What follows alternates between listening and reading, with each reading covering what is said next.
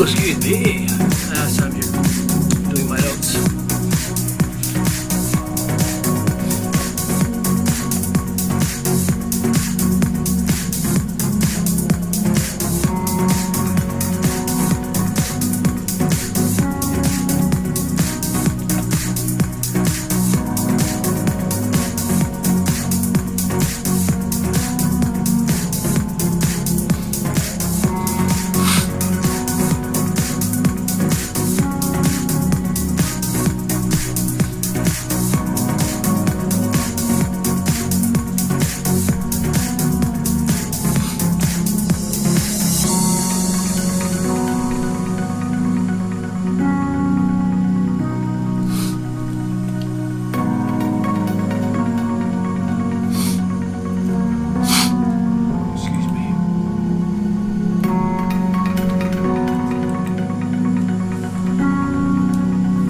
Hi, Fluffles.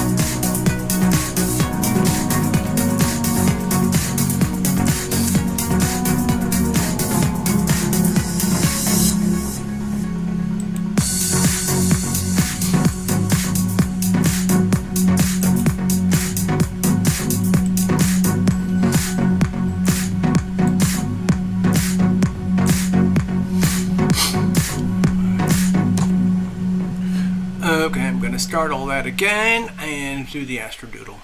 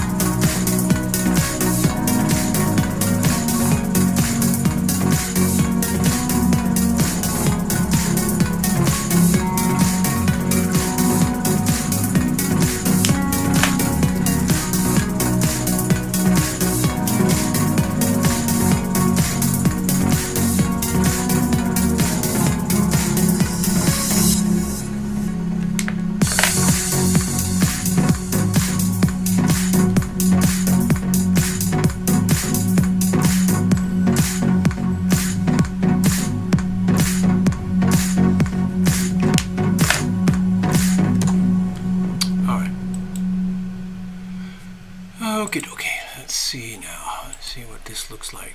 Hello, Sarah Nova. Tina, hey, thank you. Hello, Robin.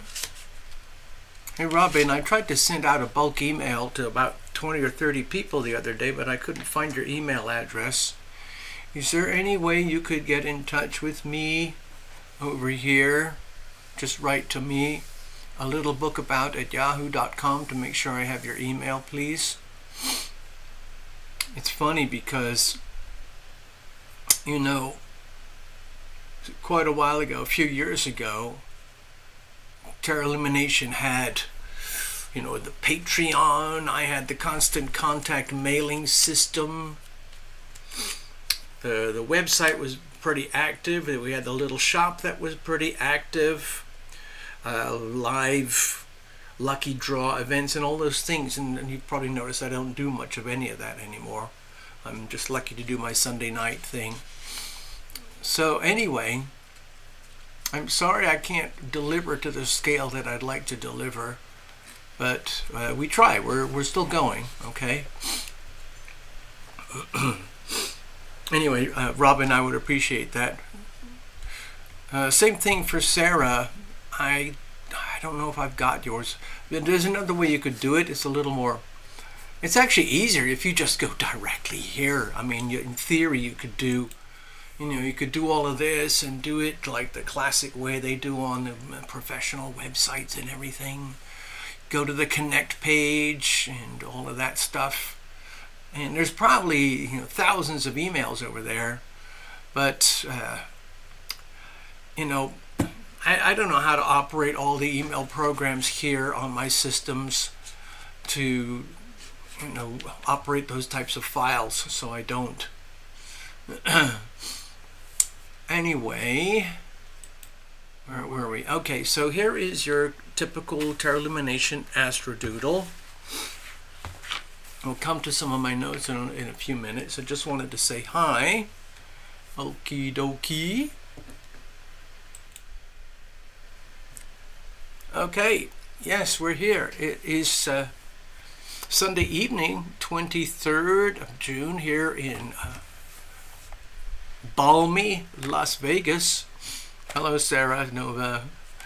Yeah, anybody who wants to get on my little homemade mailing list, please just write to me at the email that you see at the top of the page on the stage where we do the readings and everything. Excuse me. So, hi Tina. I will put hello, Love Triber. I will arrange a post-it note for you, okay, Tina? By the way, Tina, New Mexico kind of got slammed recently. You had all the wildfires down south, and then you had the flash floodings up in your area. Are you okay right now? Did you get hit by any of that stuff? All right.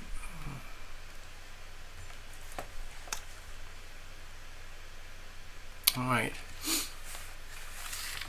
There's a few things I wanted to mention. I've got a couple of notes here. I was having my McDonald's the other day. Early morning, you know, it was like 8 o'clock or something. Sitting down, I don't know, maybe 8:30 or 9 or something like that. Sitting down peacefully having my cup of coffee. It was pretty quiet.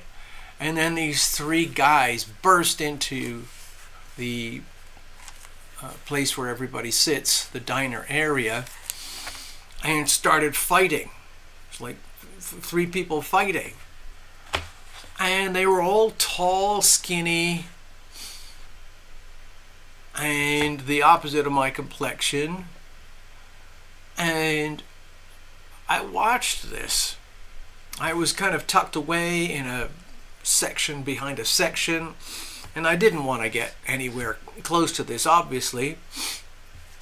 Didn't want to get involved. But of course, immediately some of the crew came out, and one of the bosses came out and tried to surround and contain the fight so it wouldn't spread to the rest of the McDonald's restaurant. And of course, people were on their phones filming it and everything. And the fight moved back and forth over here, then over here, and then over here, and then over here. And the more I looked at it, I kept thinking, You know what? When I used to get beaten up and trashed as a kid, it really, really hurt. And you just didn't sit there going ba ba ba ba ba ba ba ba ba ba ba ba ba ba ba like in a movie. You just got whacked once or twice, and then it's over. So the way I think it was basically what I'm trying to say is I think it was a fake fight. I think that's what kids do now, just for thrills. They stage violent incidents, fake fighting, because all the punches looked like they were like being rolled off slightly sideways, and I didn't see anybody bleeding or black and blue or screaming or actually getting crushed. It just looked like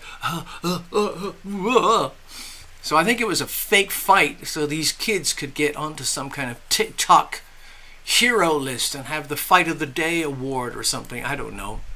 Hello, Mr. Ross. I see you. Yeah, you're in New Mexico too. You had the fires and the what were they? The flash floodings. I hope you're okay. Hello, Steffi. Steffi.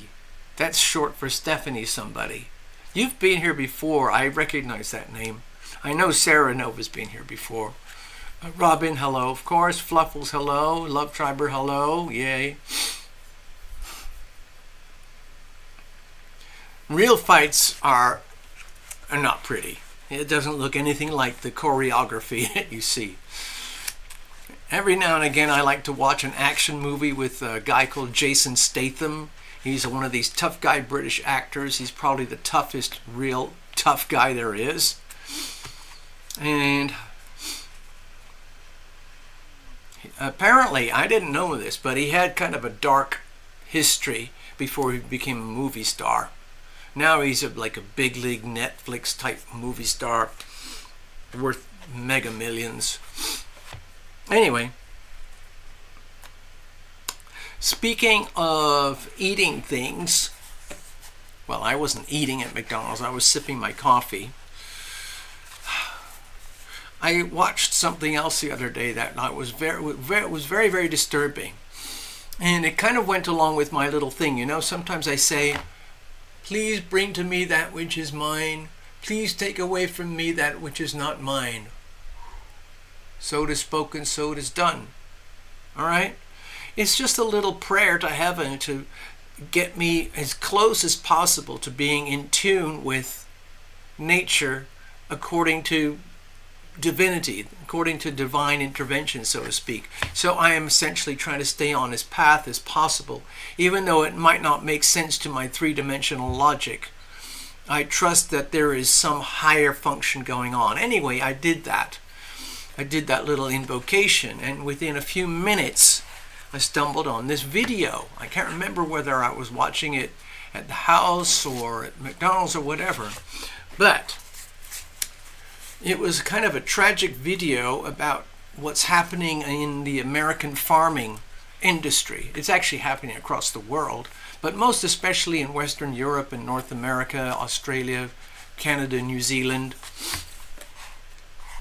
And it's how the farms and the farmers are being deliberately targeted and destroyed and dismantled by the elites.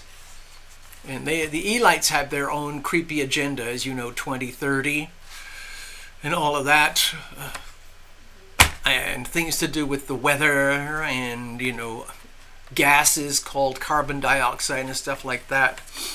Anyway, there's a list of hundreds and hundreds of food fires and food fires, infrastructure fires, most especially food and raw essentials and so on. Hello, Sarah.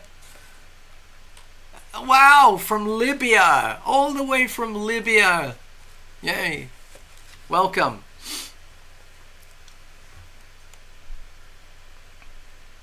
Oh, hey, Electra Ray. You're Electra Ray, if I recall, you're down there in Australia. Is that correct? Hey, I want to see that, The Beekeeper. I think it's on Netflix or something. I'll try to find it. Anyway, back to the food thing. So a video popped up, and it's a story, just came out a few days ago, about Tyson pork and chicken. Okay? Benghazi, Libya. I remember something very horrible that happened there, something to do with Mr. Obama and Mrs. Clinton. Yeah. You're in Nashville. Whoa. Remind me something. Okay, let me finish my little Tyson story. So the Tyson story came out on this video, and it's a story about how classic Iowa farmers got turned upside down. So essentially, over many, many decades, Iowa became a very, very important farming state inside the United States. Most especially pigs and chickens, and also grains and dairy and things like that. But farming everywhere. Thousands and thousands and thousands of family farms. Many thousands of them. Today, there's only a handful of farms left, and everything has been taken over by the monster of corporate food. You know, big agro, like, you know, Nestle, Archer Daniels, Midlands, and Monsanto, and Tyson, JBS, Smithfield, and all of that stuff. Anyway, the story went on as you would expect, the way I'm telling it here on the channel. So over the decades, there were thousands and thousands of family farms. The family farms farmed chickens and pigs. A lot of them are free-range open chickens, free-range pigs. Happy animals. The animals were revered. They were cherished. They were loved. They called it animal husbandry, where you take care of your animals and you respect the animals and you worship the animals and you give thanks to the animals for providing life and sustenance to we the people. And there was thriving agricultural community and livestock buying and selling. Of course, it's still very ugly in the background, because if you want to eat a chicken, it has to be killed. If you want to eat bacon and pork and hot dogs, the pigs have to be killed. But anyway, they try to do it as humanely as possible. And for many, many decades, that's what the family farms did. And same thing with dairy, all of that stuff. And one day, this guy called Mr. Tyson comes along, and he kind of looks around everything, and he's like, you know, this isn't efficient. This isn't working. You know, we could do this a lot better. At least as far as food and profit is concerned. And so he started buying up the small farms. Basically, it turned into this monstrosity of destroying family farms and replacing it with industrial scale food farming of pigs and chickens. In other words, all the open fields and the grazing, open range for pigs and chickens and cows got turned into CAFOs, C-A-F-O. That's concentrated animal feeding operations, CAFOs. And of course, you already know what they are. They're like massive concentration camps. You don't see any animals anywhere. It's just trucks going in, trucks going out. Enormous buildings that are the size of stadiums, airplane hangars. And inside those buildings are millions and millions of cows and pigs and chickens. And they're all raised as CAFOs. In other words, the animals don't actually have a life.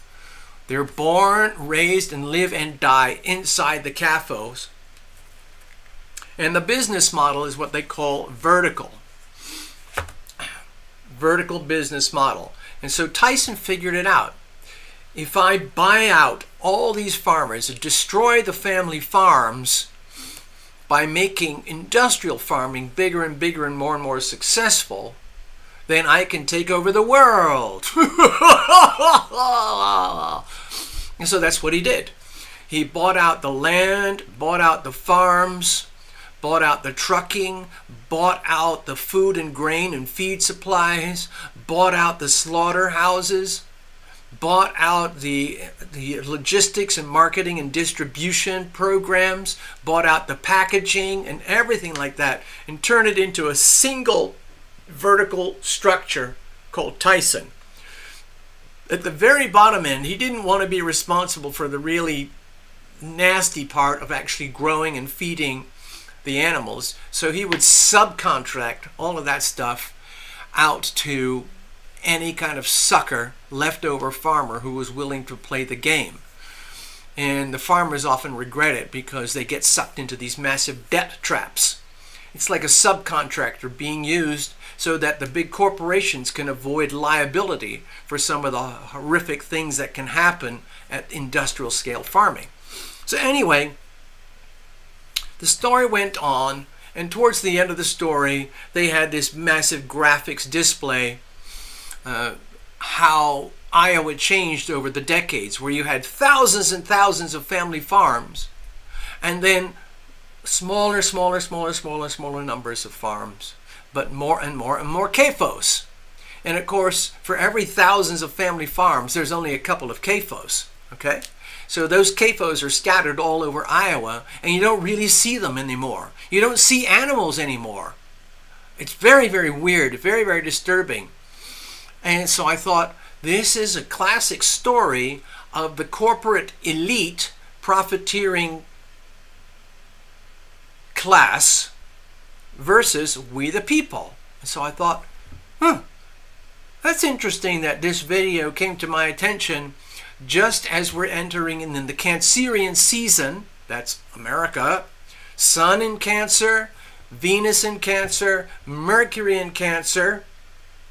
We also got Jupiter, but it's not there right now. So I thought, whoa, hey. In a few weeks, a few days, in fact, Mercury is going to be in Cancer at 27.5 degrees. And that's going to be opposing Pluto in Aquarius at almost the 0 degree mark, which is also the same. It's almost might as well be the same as Pluto in Capricorn, 29 degrees. And you can even stretch that out with an orb of influence of a few years down to the 27 degree mark of the birth of America. And like I was talking earlier, I don't know if I mentioned this earlier, but inside the astrological soul of the United States, we are born with the enemy within. We already know that the enemy is within. So what do we do about it? You define it. You reveal it in order to heal it. So we know what it is, but it's integral to human nature, human people, to be successful and want more and more power and money and control. And so I thought, this video, this story in this video is an exact rendition of what's happened at the birth and the core of American modern and old society, where you have the polar opposition of Mercury in Cancer at 27 degrees opposite Pluto in Capricorn at 27 degrees, give or take a couple of degrees, okay? It's a massive polarity. It's a very, very important polarity in the American astrological chart. And then you take it to the next level of interpretation, and that is Mercury in Cancer represents the energy of the small family business. Mercury. Local business, local enterprise, like farmers markets, arts and crafts stalls, local barter, local exchange, local co-ops, and all of that, which is how America used to be. Millions of farms all over America, all operating in the Mercury and Cancer mode. And then deep in the background, over many decades, Pluto in Capricorn rises up. And especially in the last 50 to 60 years, where Pluto in the last quadrant of the Pluto cycle became very, very powerful. And we saw the rise of the enemy within. And now it is on full display. The enemy is within, and it's right in our faces. So I thought that was a very appropriate, it really made my mind pop. I kept thinking, oh my God, this story is a story about America. We the people versus a handful of elites. Just literally a handful of people that represent the elites. And it is a war. And right now the elites are winning. They have effectively destroyed the ecosystems of we the people. But we the people are still here. Can we recalibrate? The way I'll operate right now, I've been soaking up a lot of independent alternative material like from YouTube, Twitter, and so on. And it's all about small family farms and businesses and how they are starting to band together across the United States in the realization and understanding that we the people are being destroyed. We have been destroyed. We've been systematically destroyed for decades now. Understandably, some of the farms and the small family businesses that went under, a lot of them had no choice because they were literally destroyed by the elites. But there were some businesses that held on and held strong. And today those businesses would look like maybe the Amish farmers or the independent farming cooperatives that are sprinkled across the United States that still operate as small independent farms. And they cherish their animals, they cherish the land, and they try to do everything as naturally as possible and still stay in business. Of course, it's very hard to do that, but they insist on doing that because they want to retain their rights and their freedoms. Anyway, I wanted to share that. I might do a separate video about it so I can actually show you what I was talking about, but I wanted to share it tonight because it resonates very, very strongly with me personally because genetically speaking, I come from a heritage of farming. So I'm not a farmer, but it was in my blood. And a lot of my family on both sides came from farming. I just need to see the chat there. Hello, yeah, and hi, Sarah.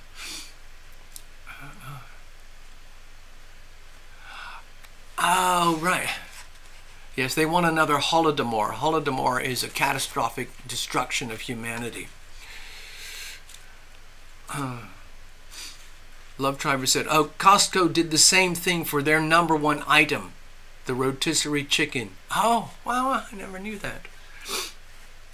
Anyway, so that's one thing I wanted to explain. It's happening live right now. Pluto is in Aquarius at the 1 degree mark. So it's hovering very, very close to the cusp, and it's going to cross over the cusp, retrograde into Capricorn. So what we know already is that it's going to trigger a massive, convulsive desperation from the elites as they have one last gasp to try and suffocate humanity, to impose their, I think of it as a demonic agenda on top of humanity. It is the very worst, most hideous expression of Pluto, of Capricorn, of the 10th house that's possible. And it's very sad. It doesn't have to be that way, but again, history is what it is. Humans are what they are. Evolution is what it is. We go through these ups and downs and ups and downs. So right now we are witnessing live in real time how the global elites are convulsing as they go through these fierce last-minute attempts to impose their agenda. They are still very active, doing everything they can to impose basically what is a globalized communism. A singular power structure with a handful of elites at the very, very top, a few thousand people, maybe 100,000 people at the very, very, very, very, very, very top, and they have all the money, all the power, all the control, and then the rest of it is 8 billion people down at the bottom, like this graph here. And Pluto in Aquarius is just the opposite. It wants this multipolar world where everyone has a chance and we're all there for each other, as opposed to a bunch of parasites, like a massive cancer tumor that is parasitically living off the 8 billion people. Now, I could get into some very scary stories that will get the video shut down, so I'm not going to go there. I don't know what I'm going to do. I'll probably make my Rumble videos or something like that, and I'll try and inform you.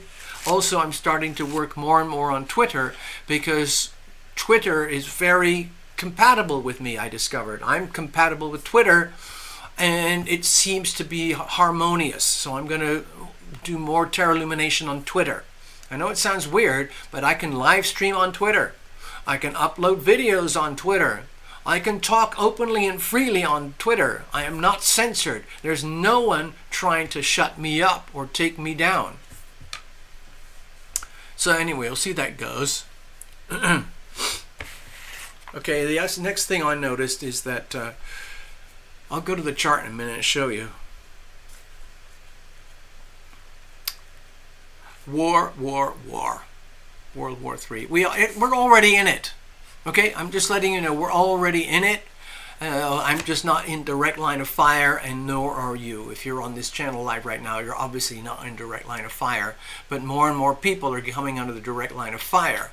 And in the mainstream media, you see the big one, the famous ones like the Ukraine-Russia thing and the Israel-Palestine, Gaza, Jews, Arabs thing. Okay, so that's that. But there's a lot more, much bigger, uglier, violent events going on. And the biggest war of all, you can't even see it on a battlefield. It's actually happening in the currency markets. Global currency, foreign exchange. And the war is between two entities. One entity is the United States dollar. The other entity is a combination of the Russian ruble and the Chinese yuan. There's a lot of stories going on around right now about how China is going to take over the world. The BRICS nations are going to take over the world. Russia, China, Iran, North Korea, Saudi Arabia, and a lot of other people. They're just going to take over the world with a new currency, and America is just going to disappear tomorrow. All of that is BS. Okay? So don't buy it. It's going to be a very long, hard, slow war, and most people won't even see it. The only thing you'll notice is the consequences of the currency war.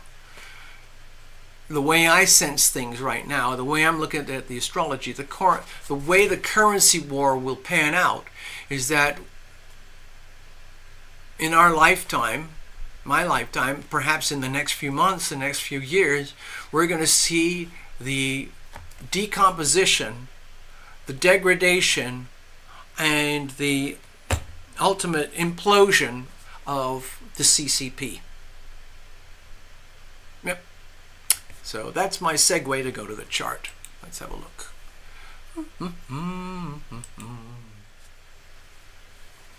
All right, so I don't know about you, but I watch these things very carefully because it affects my mood.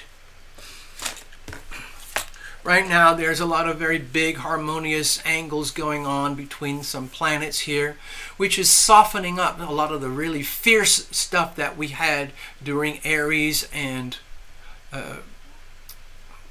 Gemini season, okay? So Gemini's over here, and Aries is over here. We had a very, very fierce Aries season earlier this year, April-ish. Then smoothed out a little bit in May, and then in June things got very, very lively with the Gemini season. So we had Aries, Gemini, and Aquarius, very, very frothy, lively. It's like freshly poured large soda at a fast food place. Very, very fizzy, very, very frothy and volatile. But that's calming down now because Mars is in Taurus. Very, very subdued and mellow, slow-moving energy. And Sun and Mercury and Venus over here in Cancer. Again, a very soft, tender energy that doesn't really like to be overstimulated. Okay? So you've got the new combination over here, this Taurus energy, Cancer energy, and a little bit of Capricorn. So that makes things a bit so slow and soft and smooth and relaxed and calm. Meanwhile, the scary stuff is still going on in the background. The thing I want to point out that we already talked about, mark your calendars. We just had the full moon, by the way. I think I told you about that a while ago. Sun is in Cancer, Moon is in Capricorn. We already did that. I think I made a video last night or something. I can't remember. And we had a kind of a fake full moon when the moon was in Sagittarius, opposing Gemini energy vibes over here. Hard T-squared to Neptune. Again, a lot of really, really sketchy, ugly stuff coming out in the mainstream about how seriously vile some of these elites are with some of their agendas. Anyway, we are in the Cancerian season right now. Pretty much started right here, and we're going to drift through it, okay, into July. And then we're going to have 4th of July over here, which is a very big day for America. Very close to the critical degrees of Neptune and Pisces. But heading into what I see as an extremely, potentially very, very dangerous, volatile moment right here. And that's pretty much in the middle of July, okay? And why do I say that? It's because Mars is going to be conjoining Uranus. Mars in Taurus conjoined Uranus in Taurus. The way I see it is Mars is uncomfortable. Mars likes to do stuff, get stuff done. Lead, fight, get, have, do, be. Taurus wants stability, comfort, and so on. But when you bring Mars and Uranus together, I think we're going to see extremely violent upheavals and volatility in the Earth. Okay? Planet Earth. Things like, volcanoes, hurricanes, tornadoes, flooding, drought, lightning, all the really, really scary stuff that you hear about on the news, okay? So we've already got a lot of that as it is, but I think we're going to see a few headlines around that time. But even more than that, what I feel is possible is that we're going to see some extreme hyper chaotic event in the global financial system. Okay? Let me see where the moon is at that time. See, with the moon there in Scorpio on the 15th. Okay, look at it this way. I'm just going way, way ahead now. We're here today. It's nice and mellow and calm, even though we got these horrific things going on in the background. In the middle of July, this thing is going to become a potential nightmare of combustibility. And on the 15th or so of July, the moon is going to be up here in Scorpio. So there's going to be this massive polarity axis lit up at that time.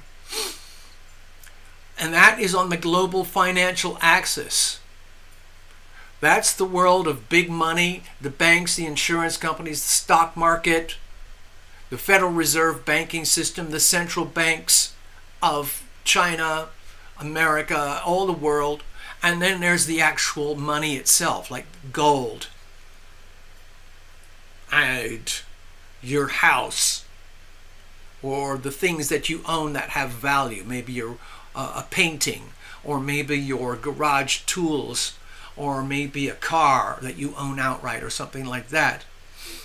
Or maybe you have a stock portfolio or something like that. Either way, I'm just saying, please be aware that there is some extreme hyper volatility coming in the middle of July regarding the global financial system, okay?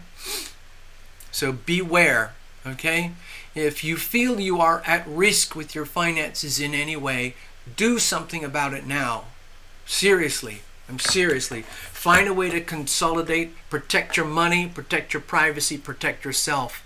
I'm not going to lecture you guys on how to do that. It's your business. I'm just giving you a heads up, okay? Anyway, given this axis here, I am predicting that the global financial system, World War III, is going to look very much like it is the US dollar versus the Chinese yuan and the Russian ruble simultaneously. It's a massive, it's one of these, okay?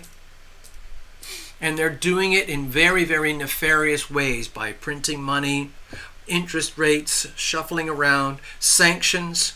It's going to be interference with the Bank of International Settlements and the SWIFT system, and so on and so on. Either way, just be prepared, okay? I'm just giving you a heads up. All right, let's go over here. I need to do something in the background. Give me a second, folks. Chat amongst yourselves. I have to do some homework in the background here to move the show along. Damn it. Be patient. I'm not trying to operate a lot of software simultaneously. Please be patient.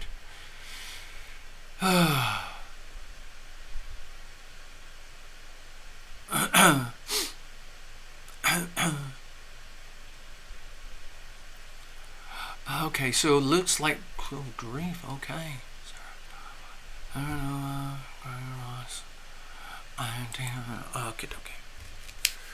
Okay.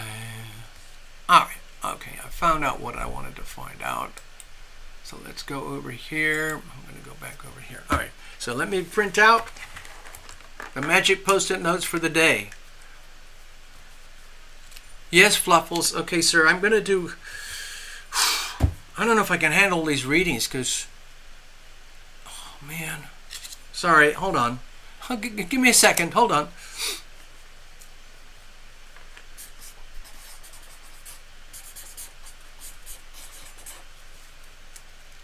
You know what I'm like when I get going?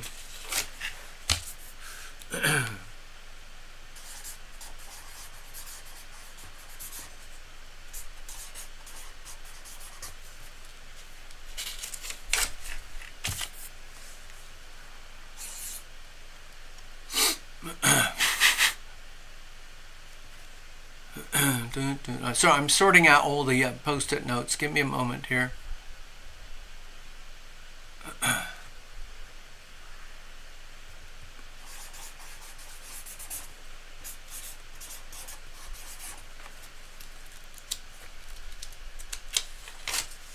Cheapers, man.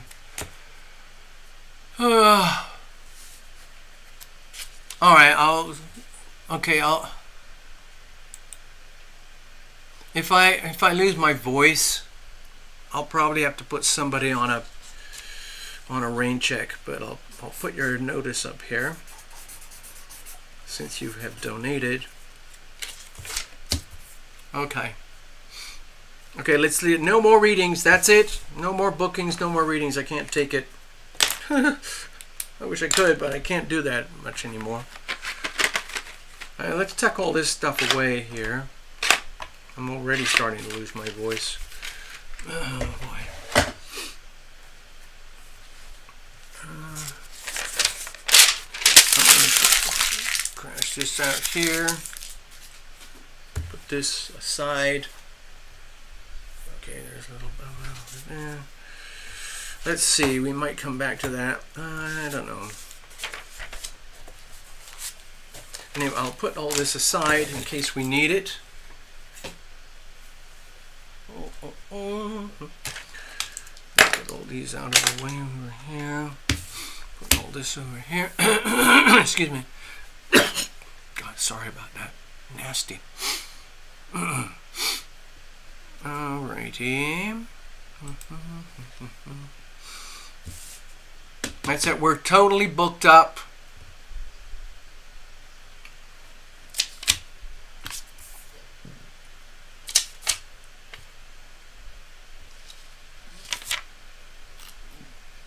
gosh, how am I going to do this? I'll just stack them. Okay, I'm just going to stack them.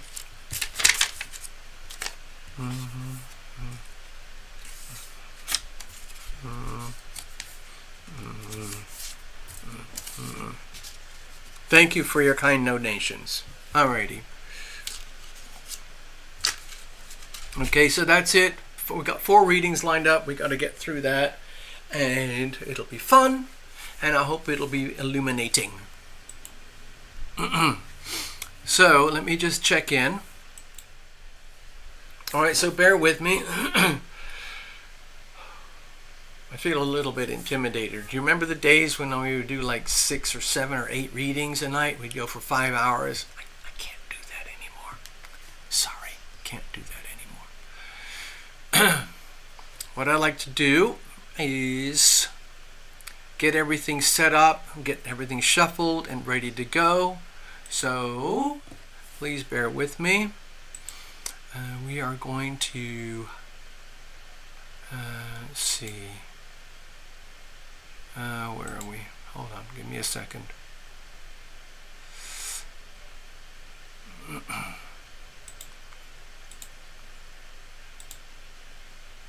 All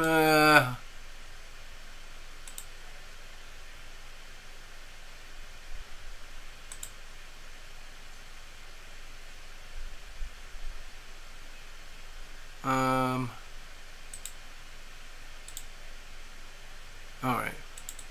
Clicking away in the background. Give me a second.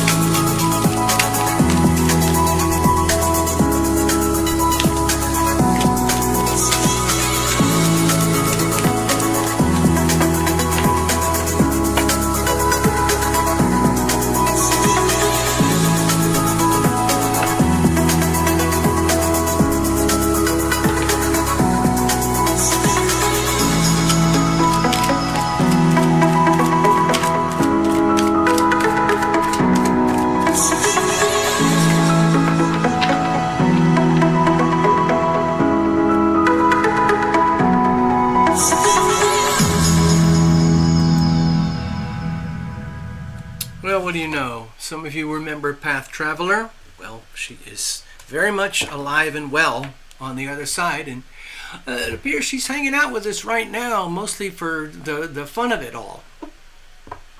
She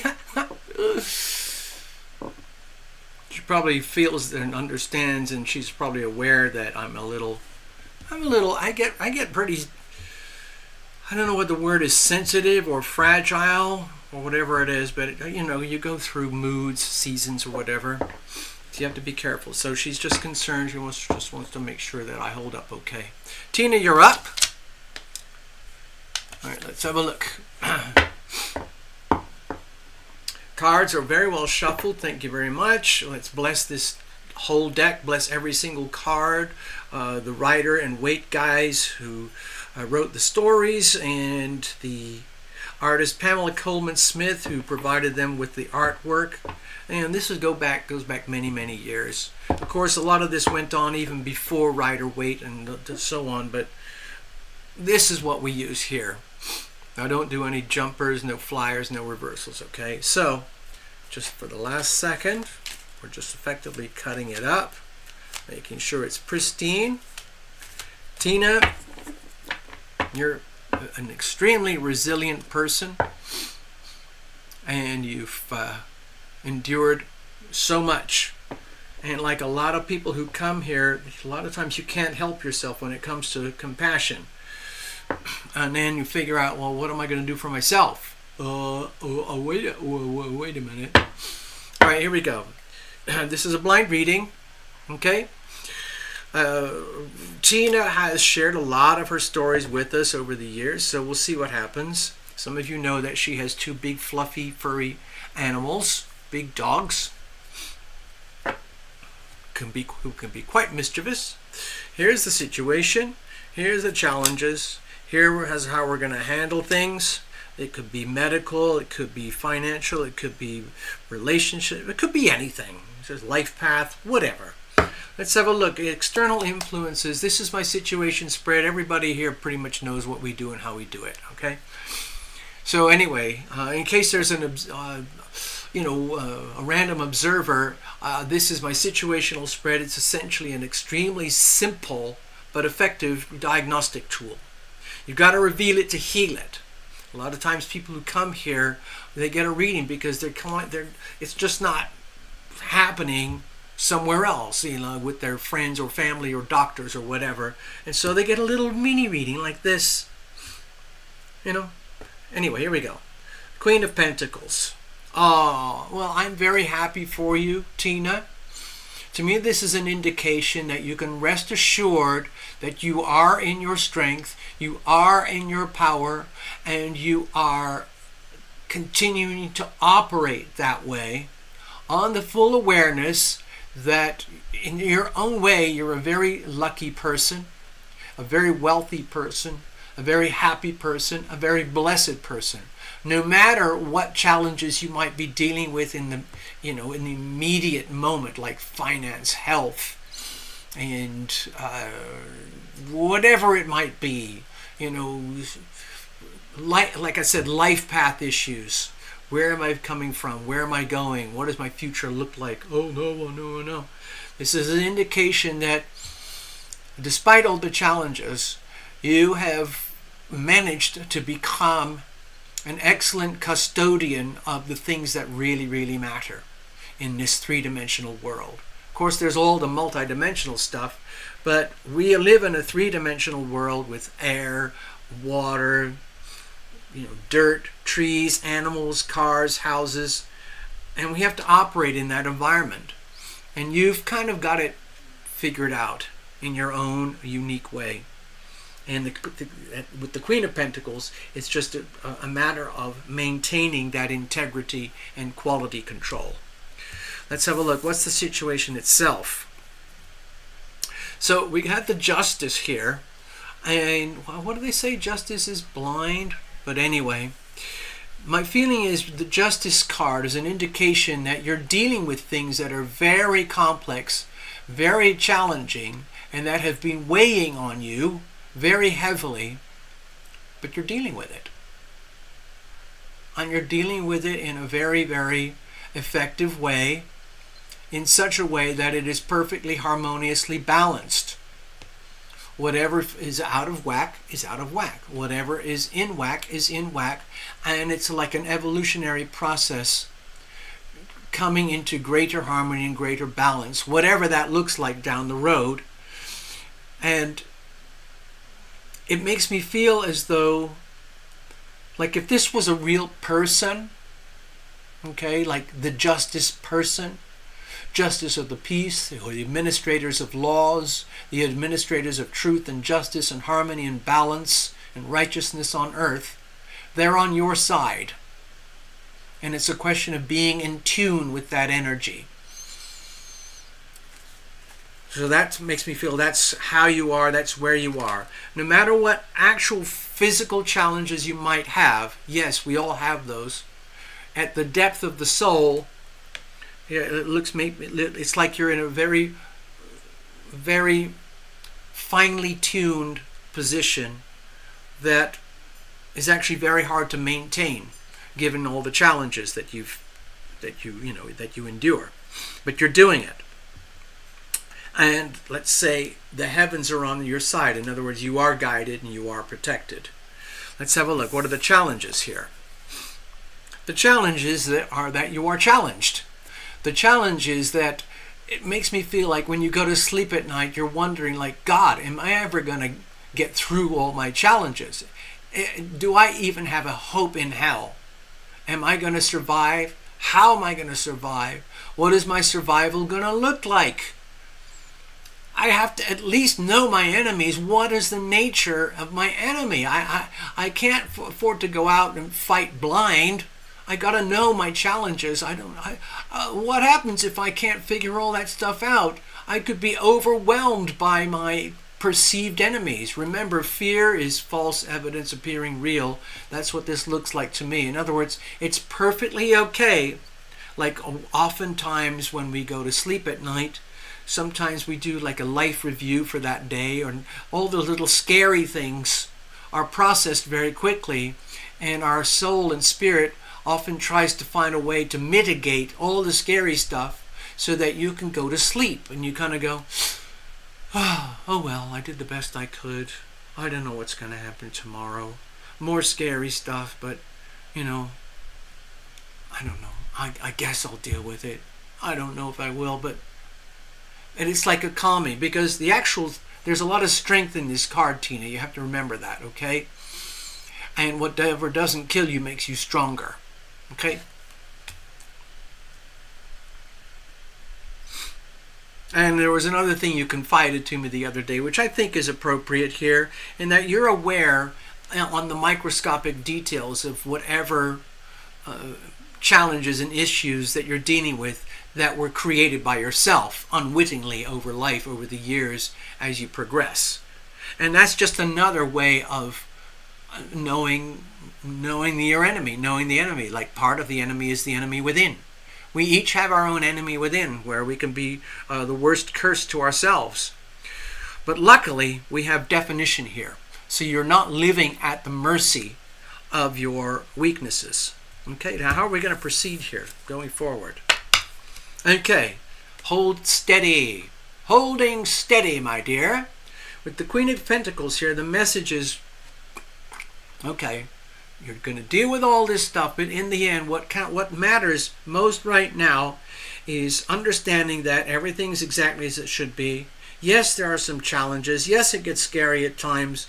You might be feeling overwhelmed, but justice is unfolding according to justice. And that the underlying theme, especially with all this Taurus and Uranus energy, Uranus and Taurus and Mars and Taurus energy, is to stabilize your material world, your finances, your home, your life, all the physicalities of your life, making sure that the roof is good, the water system is good, the plumbing, the irrigation, the electricity, your finances, the ground, the land, your car, the animals. Make sure that everything is being maintained and in the most solid way possible. I would call this risk mitigation. In other words, you're probably already very aware of the weaknesses in your environment, where there are, fragilities, let's call it, health, finances, property, car, money, things, jobs, legal matters, all that kind of stuff. You already know what that is. And the question is right now is to stabilize it. Make sure, however bad things might be, that they don't get any worse. And that's, again, like we talked about earlier, with the incoming intense instabilities coming up, financially speaking, for the whole world. That's going to impact everybody, and including you, including me, everybody here. So in other words, protect your money, protect your privacy, protect yourself, protect your home, protect your everything, okay? Stabilize. Put in the work and the effort necessary to stabilize things. It might just be making a list of things like, I got to take care of this, I got to take care of that. Pick up, a couple of more rolls of toilet paper and paper towels and cleaning products.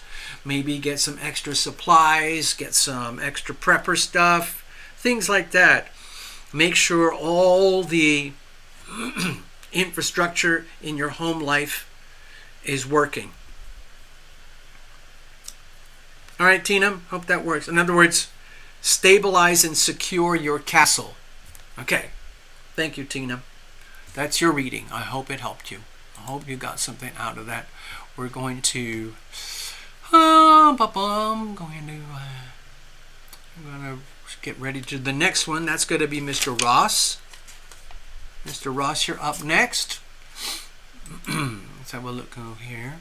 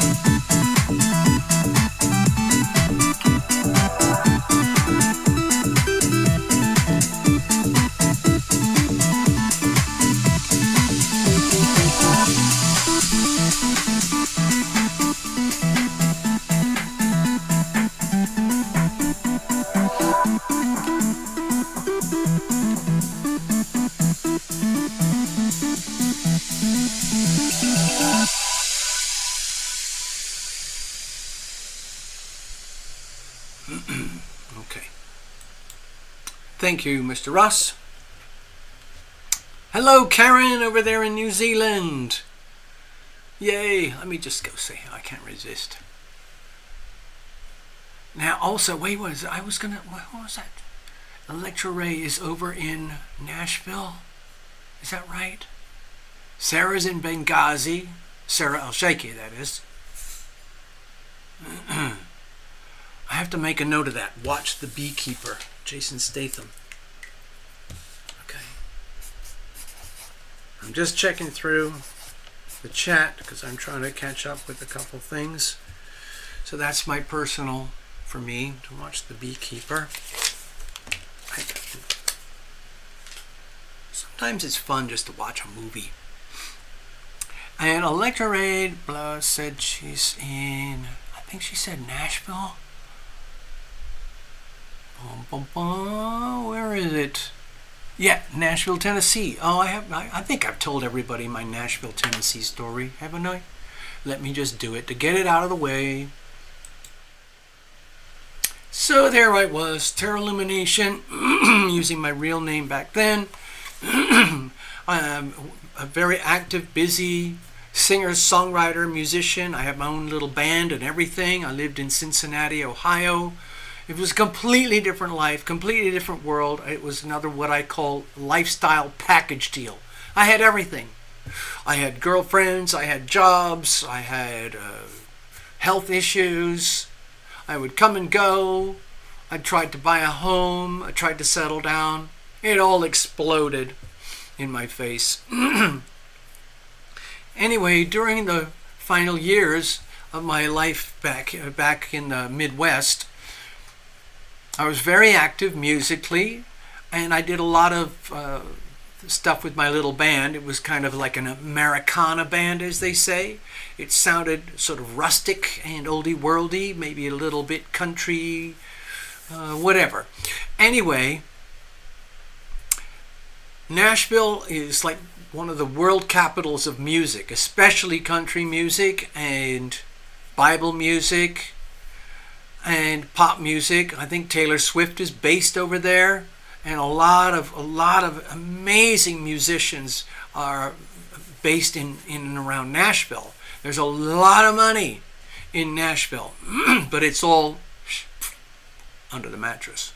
Anyway, Nashville is also a kind of a testing ground for artists, especially in country music. Now, I don't really do country music. It's more like, they called it Americana when I was doing this stuff. So I had an acoustic guitar, and I would sing, and I had a harmonica, and it was kind of rustic, sounded like it would come out of the Appalachians or something. Anyway, I did more and more live shows, and eventually I got invited to the Bluebird Cafe in Nashville. Some of you might know it's a very famous venue for music, singer-songwriter types of people, and up-and-coming country singers, and so on. It's just one venue. But I didn't really know it at the time until I got invited, and I realized, wow, this is a big deal. And I went back and forth there a few times because they kept inviting me to come back and come back and come back, and it went very well. And I would come down, and it was mostly just like doing day trips and stuff. And then one day I did a really good show in the Bluebird Cafe. It's just me standing up in my harmonica playing some of my tunes. And then afterwards, these guys came up to me and tapped me on the shoulder and said, "Hey man, we got to talk to you." And I went, "Oh, what?" And they said, this is going to be really difficult, really sensitive stuff, okay? It's kind of important. Can we go outside? And I realized, God, these are music biz people. What's going on? And they said, "You've figured out by now that the Bluebird Cafe is kind of a place where we put people under the microscope, and it's a privilege. People come from all over the world to have a chance to play here. We loved you. We love you. What you do, how you do it. And we think you're really, really good at who you are and what you do. The problem is, we've been trying to figure out what's the problem. Why is it not clicking for us?"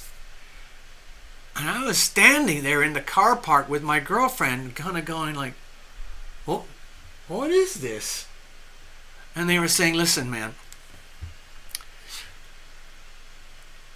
if things were different, we would sign you up. We would give you major recording contracts. We'd put you into the machine, the Nashville machine. But the problem is your relationship with the audience." And I went, "Oh, really?" And they said, like, people in the audience, sometimes they were laughing, sometimes they were mesmerized, sometimes they were puzzled, sometimes they were crying, depending which song and what you were doing, how you were doing it. But you didn't give a crap. You didn't care about there was no rapport. There was nothing. You just went up, did your stuff, and then said good night and thank you very much. And they loved it, and then you walked away. And everybody, we looked around the audience and everyone was like, what was that? And so they communicated to me that they basically said, sir, there are so many people who want a chance. Okay? You do your own production, you do your own writing, you do your own producing, you do your own singing. You're completely self-contained. You don't need us. And the reality is in Nashville, we all need each other. The writers need the singers, need the producers, need the managers, need the labels, need the publishers. All of it. You don't give a crap about any of that stuff. You don't even give a crap about the audience.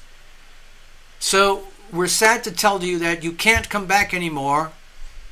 Even if you apply, we are going to reject you. So we have to give more chances to other people who might have a chance in Nashville. So I looked at my girlfriend and kind of went,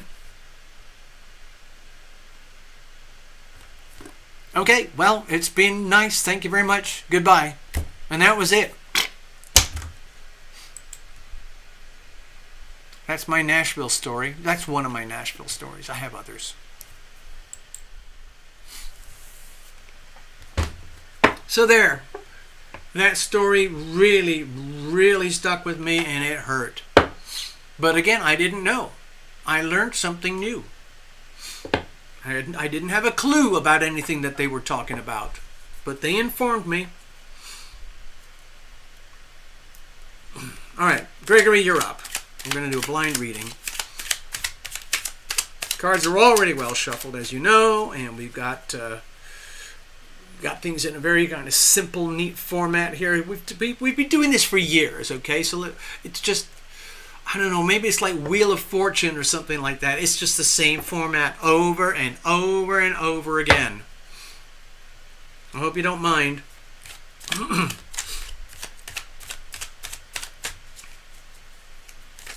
I guess I should promote myself more. Like if anybody wants a really heavy-duty, in-depth private reading, you can book me privately here, and I'll show you how to do all that.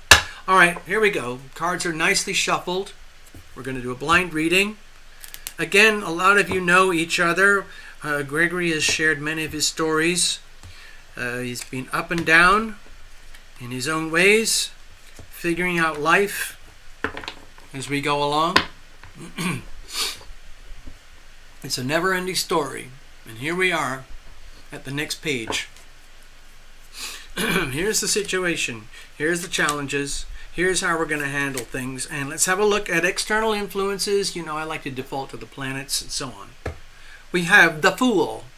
To me, this is a breath of fresh air. This is just a little, to me it feels like a very, very subtle, gentle, but very, very powerful reminder.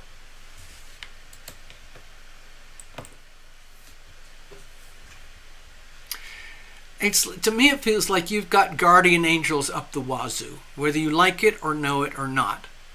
And Path Traveler is here, okay? She's here. She's hanging out with me, kind of enjoying being on this side of the camera as opposed to being a visitor on the TarotLumination Sunday Night Lives. And one of the things I'm picking up is that with the Fool card here, it's basically, I mean, I should be on the stage doing the reading, but the Fool card is basically the message is like, well, Gregory, life is to be lived. It's supposed to be happy. You're supposed to have fun. You can do whatever the fuck you want, okay? If it turns into a disaster, so be it. If something wonderful happens, so be it. It's the never-ending story. And you already know how bad things can get, and you've already had a glimpse, and you already know that you have access to, like, there's new horizons for you. You already know that. And I think the Fool card is just a very gentle reminder. It's like, Gregory, it's okay. You're going to be fine. You do what the bleep you want to do. Be happy. Don't be scared of the unknown. Do not allow yourself to be shackled by the past. Life is this way, okay? Of course, we got Pluto retrograde right now, so that's a very deep, deep, heavy soul retrograde. But in general, life is this way, okay? Time moves on.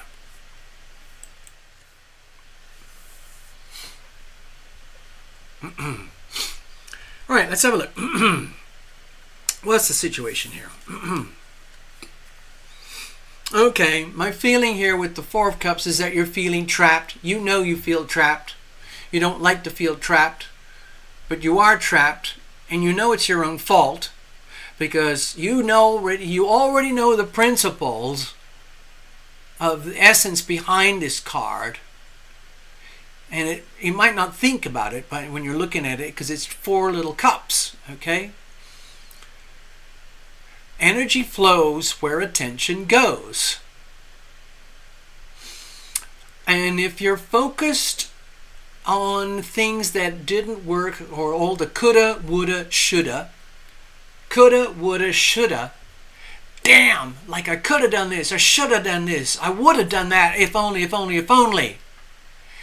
And it cycles on itself, it feeds on itself, and it sucks more and more attention into that energy flow. And energy flows where attention goes. And so it can feel like you're trapped. But you're the master of it. And if you basically do the really scary thing by refocusing your attention over here, this is like a miniature Ace of Cups. It's just sitting out there. Imagine this is Path Traveler. Okay, this little cloud of heaven here, that's Path Traveler. And there's her hands. Remember, Path Traveler was very much about the hands. And she's presenting you, dear Gregory, the cup, the healing power of love. It's right there. It's right there.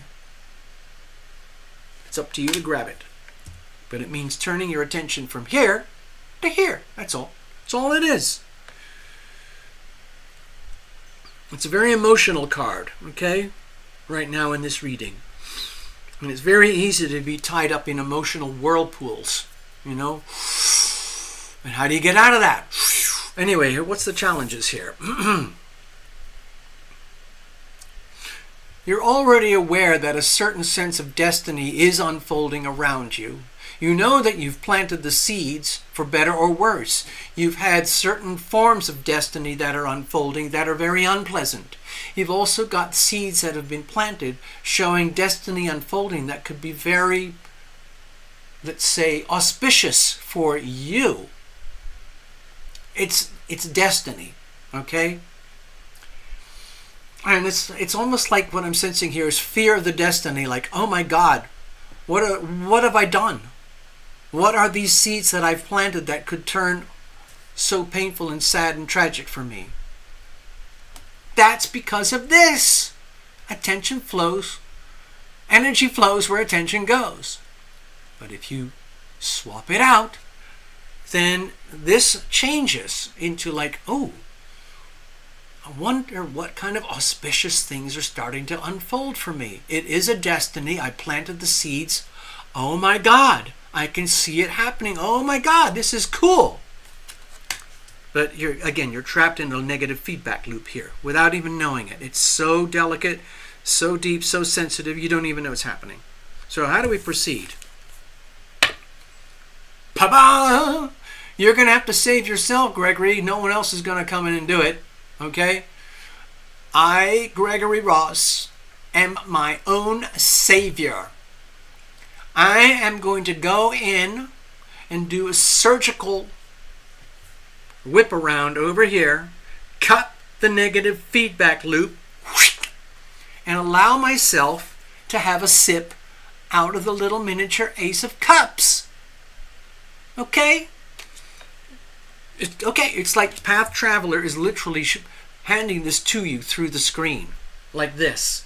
Gregory, please, please, have a sip. You can do it. You can do it, Gregory. You already know you can do it. It's just you might not have thought about it from this perspective. That's all. All right. So anyway, I hope that reading makes sense.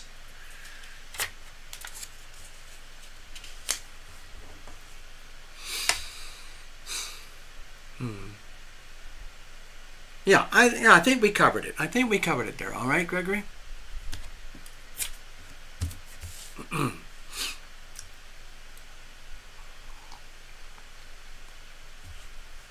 Oh, boy. Yeah, it's pretty wild, isn't it? I see your notes there, Tina. Whoa! Take that step into the unknown. Whoa! We're on your side, Gregory. Sorry, don't look at any of this. This is not your reading, Sarah. Let me just clear the decks, as they say. Oh, boy.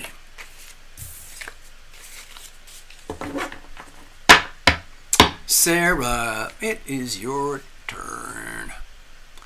I'm going to play some music again. I might have to get it. Plain old water.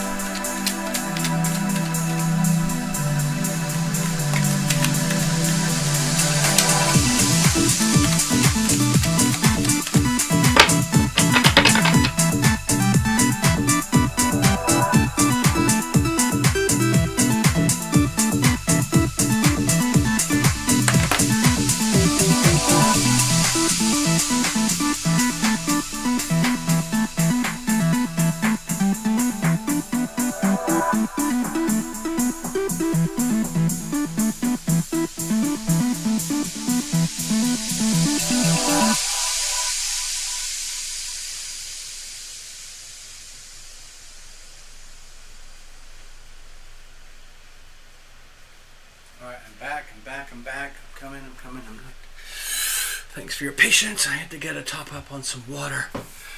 Whew. All right, Sarah, you're up.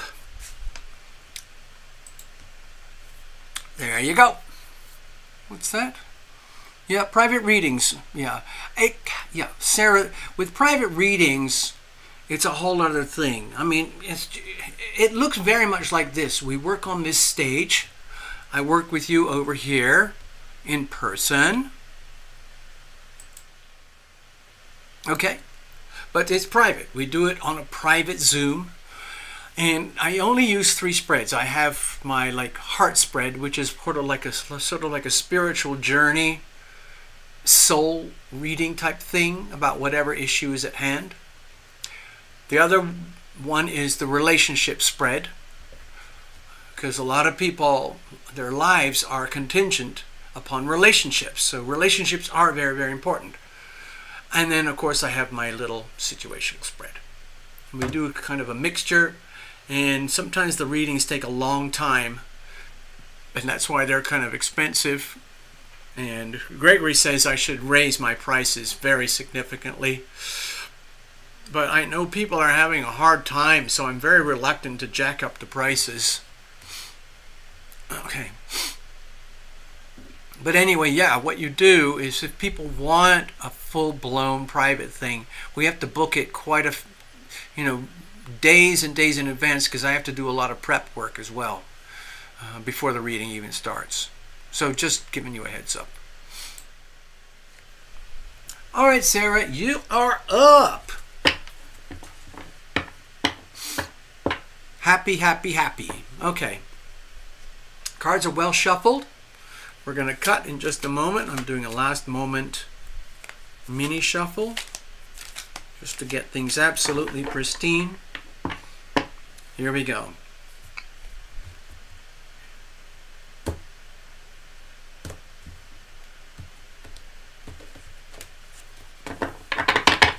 All right, here's the situation. Here's the challenges.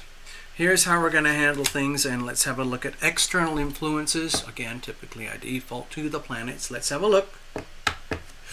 So we've got the Knight of Wands. I don't know if there is some kind of relationship going on.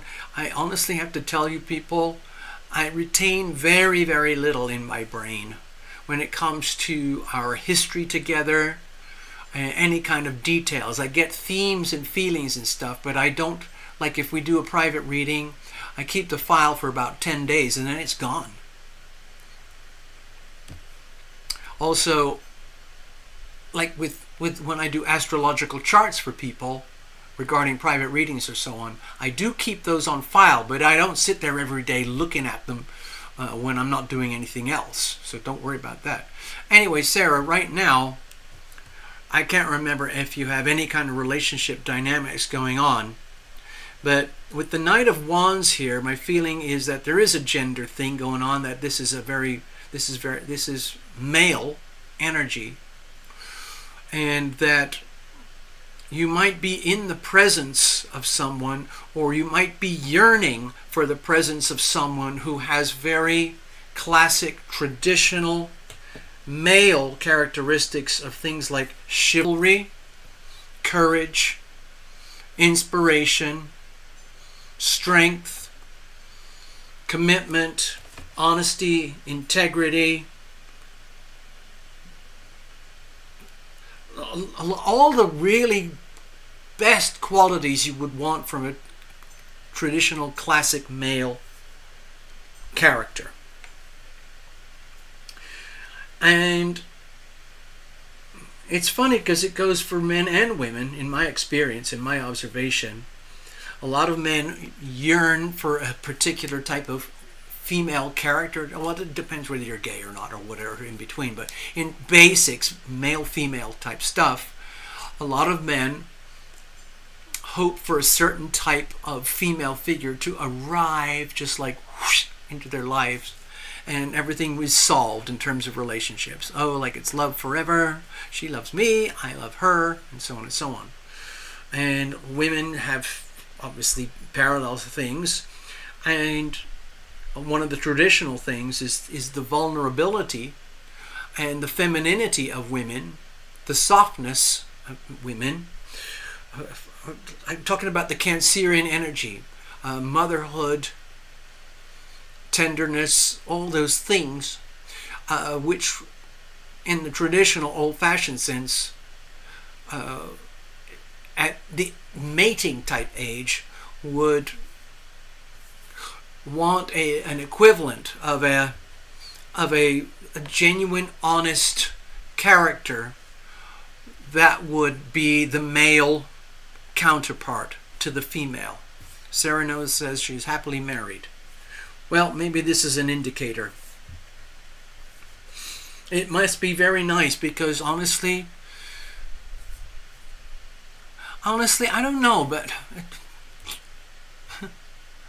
I've been doing this. I've done thousands of readings, okay? And when I was more active years ago, a lot of the readings were relationship readings, and you don't realize it, but a lot of people are really unhappy.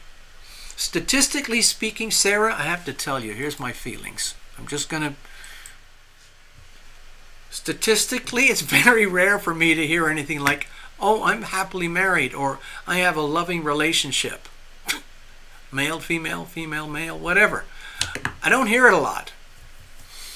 A lot of people have things like, I call them relationships of convenience, or relationships of complacency, or relationships of, oh well, this is it. And maybe mediocrity at best. Sorry, I don't want to hurt anybody's feelings. So it's really nice to see your notes there, Sarah. Maybe the little Knight of Wands here is just a reminder that you've got a good man. And it's extremely fortunate. And so that would indicate to me that you're a good woman, and that you deserve a good man, and you've got that thing. You've got that. You're very, very lucky.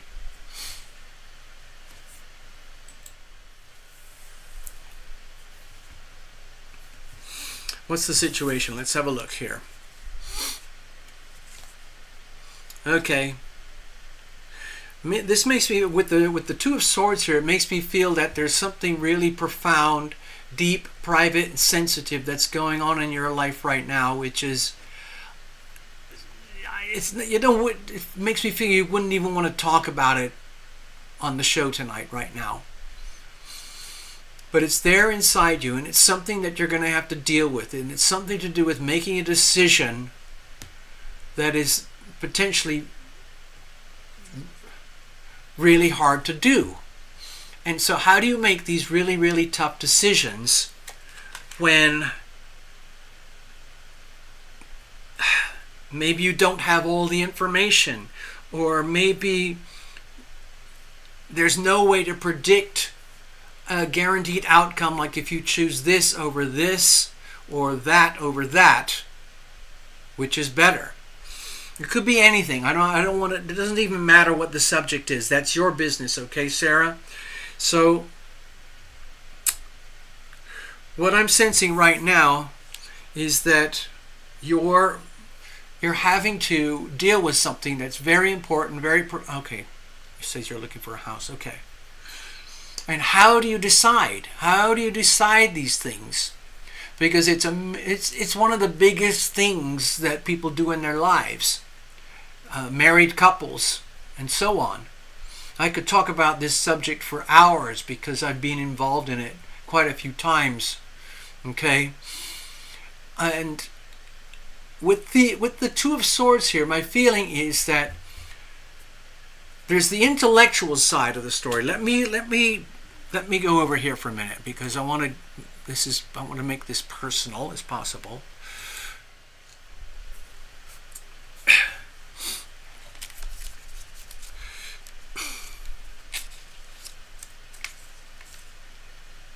There's the intellectual side to it. There's all the conversations. There's all the research. It could be anything. Like you could be spending hours on Zillow. You could be, or Realtor.com, or Homes.com. You could be talking to multiple different realtors, mortgage brokers. You could be driving around neighborhoods, looking at signs. All these kinds of things. Having meetings. On and on and on. It takes huge amounts of time and energy and resources.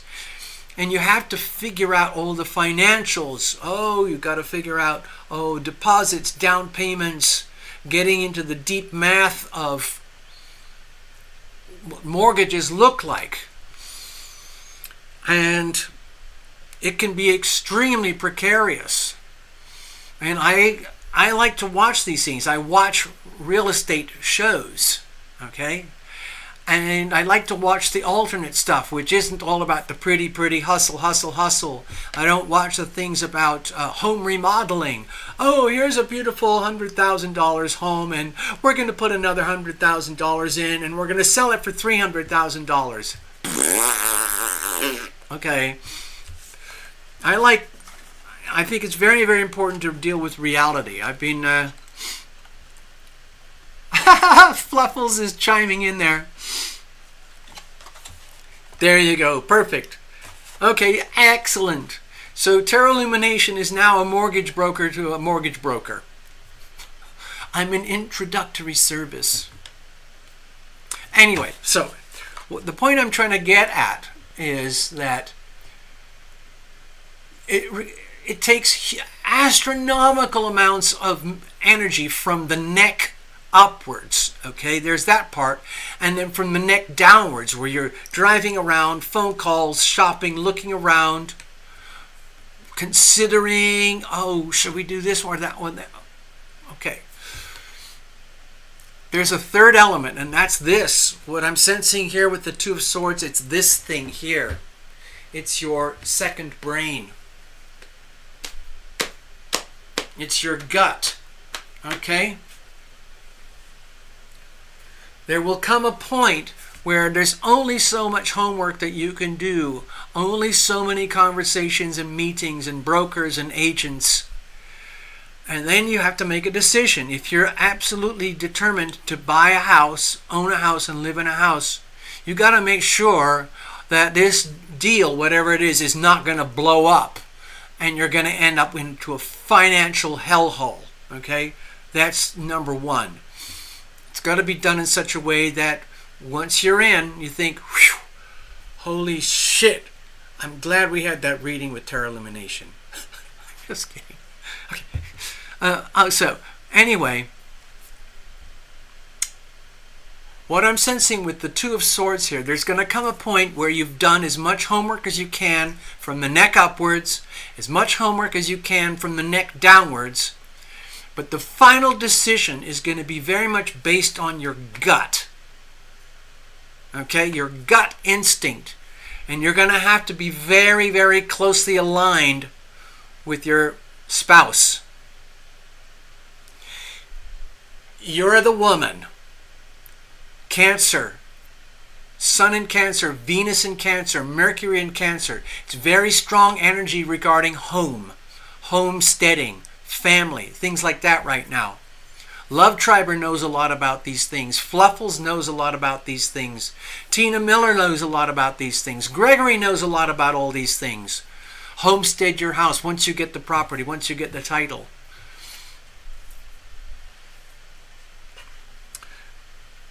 There's going to be all sorts of deal. Anyway, I'm not a realtor, so I can't help anymore. I'm just sharing my feelings, okay? What I'm trying to say with the Two of Swords here, there's going to come a point working closely with your spouse who's on your side. He wants this to work for you. Because if you're not happy, he's not going to be happy. So it's like he's going to be a champion for you. Like running through all the decisions through the relationship. Remember, Sarah, there's you, there's your spouse, and then there's a third entity called the relationship. It seems like you've got a spouse who intuitively understands that, and he's on your side anyway, so that in terms of the relationship, the conversations would be happening in such a way that, hey, honey, we got to do what works for us, okay? So if it doesn't work for you, it doesn't work for me, okay? So in a way, honey, it all comes down to you. It's got to work for you, honey. Trust your gut, honey. What is your gut telling you, honey? Tell me, honey, what is your gut telling you? Okay? I need to know, because I am here to back you up or give my response, okay? Anyway, let's move on. Yeah, maybe this is all about the house right now. Some people would say the worst thing you could do is try to buy a house right now. Who knows? Some people would say maybe it's the perfect time, okay? Anyway, let's have a look. What's the challenges here?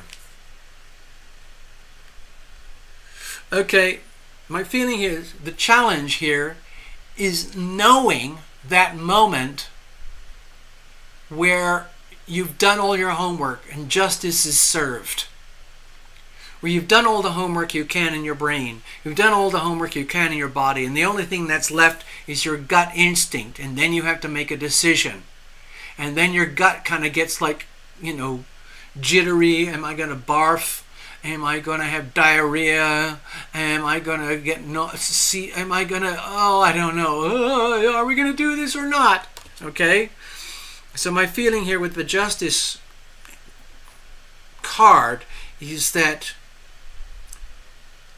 there's a little tiny part of you which doesn't trust your gut to the extent that you need to trust your gut. And that your gut is actually going to be more important than your brain or your body when it comes to the final decisions. But you might not be used to having someone talk to you the way I'm talking with you right now in this reading. Path Traveler knows a lot about these things because she was very much involved in real estate, okay? So, anyway, my feeling with the Justice card is that if you're not used to doing a lot of real estate deals, because a lot of people who buy homes, they don't do it all day, every day. It only happens typically a few times in a person's life, and it's one of the biggest deals in a person's life. There might be a deep fear that you might make a mistake and justice will not be served, and you didn't do the right amount of homework. You didn't make the right decision. You might make the wrong decision. Your brain might tell you to do this, and someone else like a broker or an agent might tell you to do this, and they did such an impressive job that you override your gut instinct. Oh no, oh no, oh no.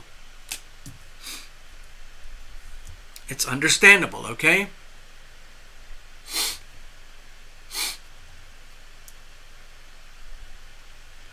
Fluffle's got some notes here. It's the best time for larger cities for sure. When rates go down, everyone will run to the market and prices will go up. Sarah says, I've been getting the High Priestess a lot and Justice. And the Ten of Wands. Woo, that's exciting. 10 of Wands, that's very exciting. All right, so how are we going to proceed? Because this is kind of a big deal. I didn't know we were going to stumble into housing and real estate, but it looks like that's what this is all about.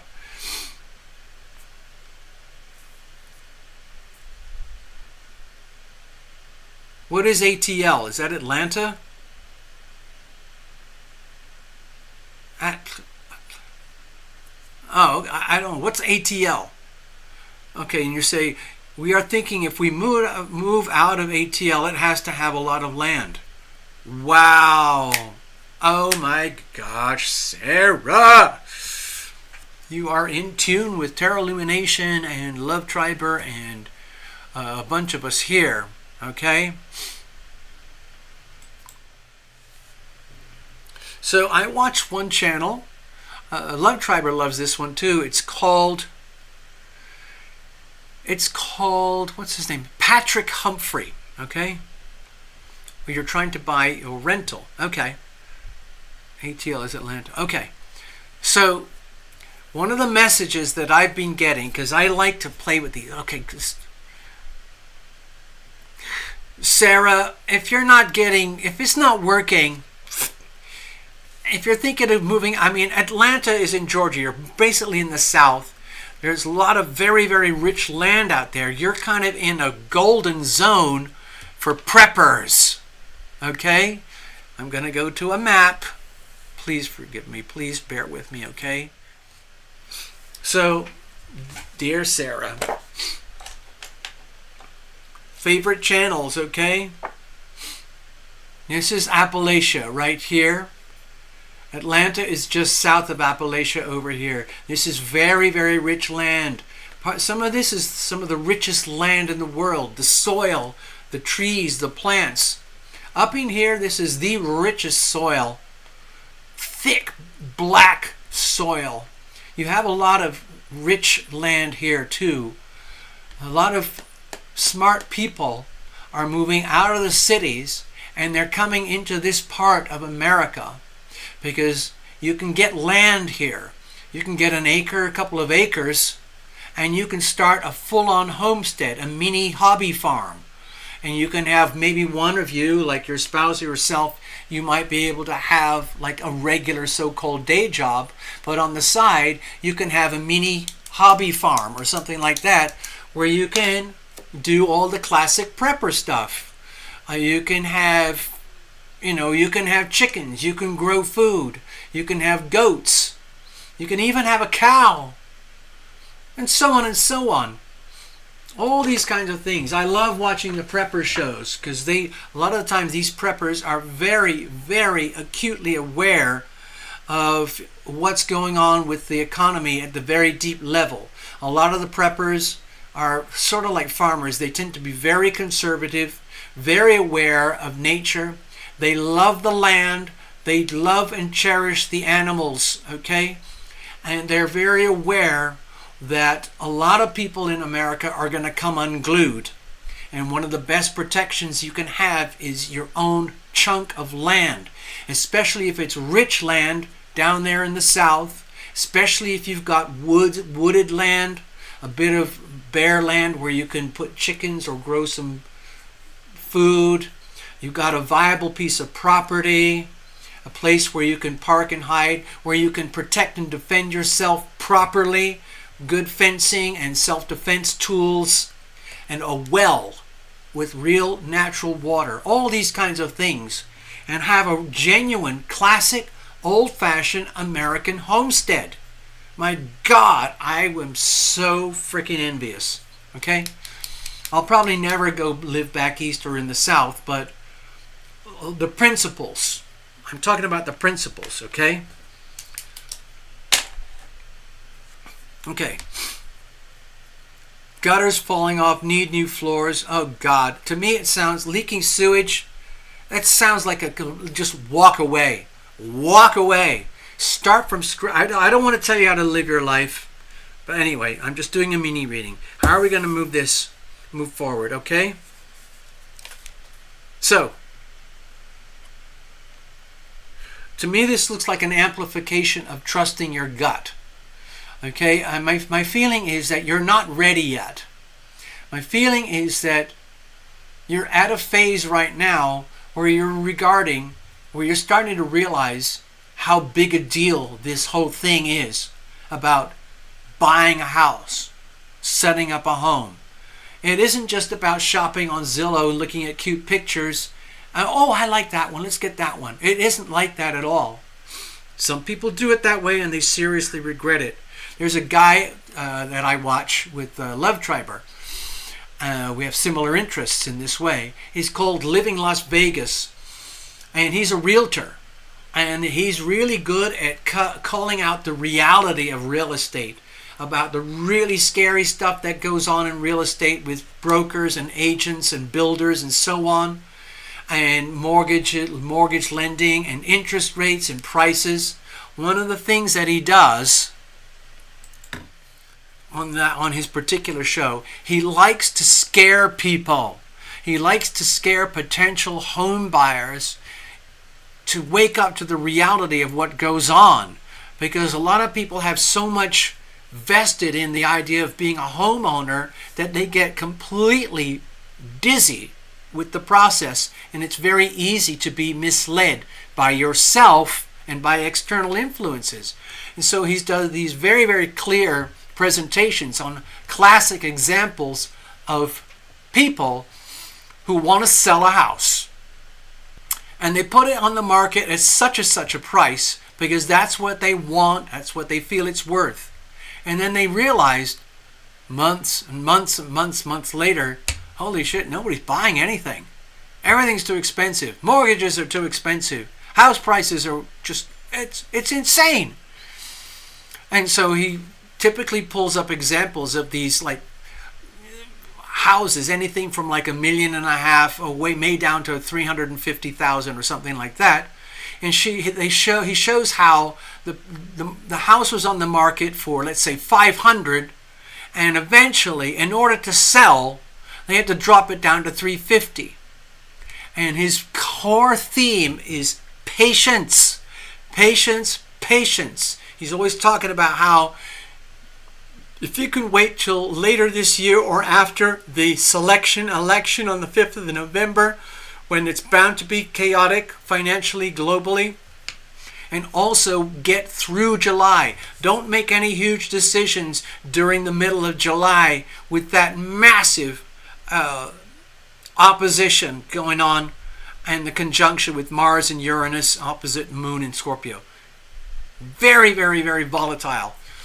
So take your time and trust your gut, eventually going back to your gut, and be wide open to a learning experience where what you think you want might be the worst thing for you. all the work, let's say you've been going round and round and round and round in circles, driving and driving, all this physical stuff, and eventually you say, I'm exhausted, let's just get that one. It's about, the way I feel it is that it's understanding and accepting that this is an incredibly emotional, profoundly emotional experience.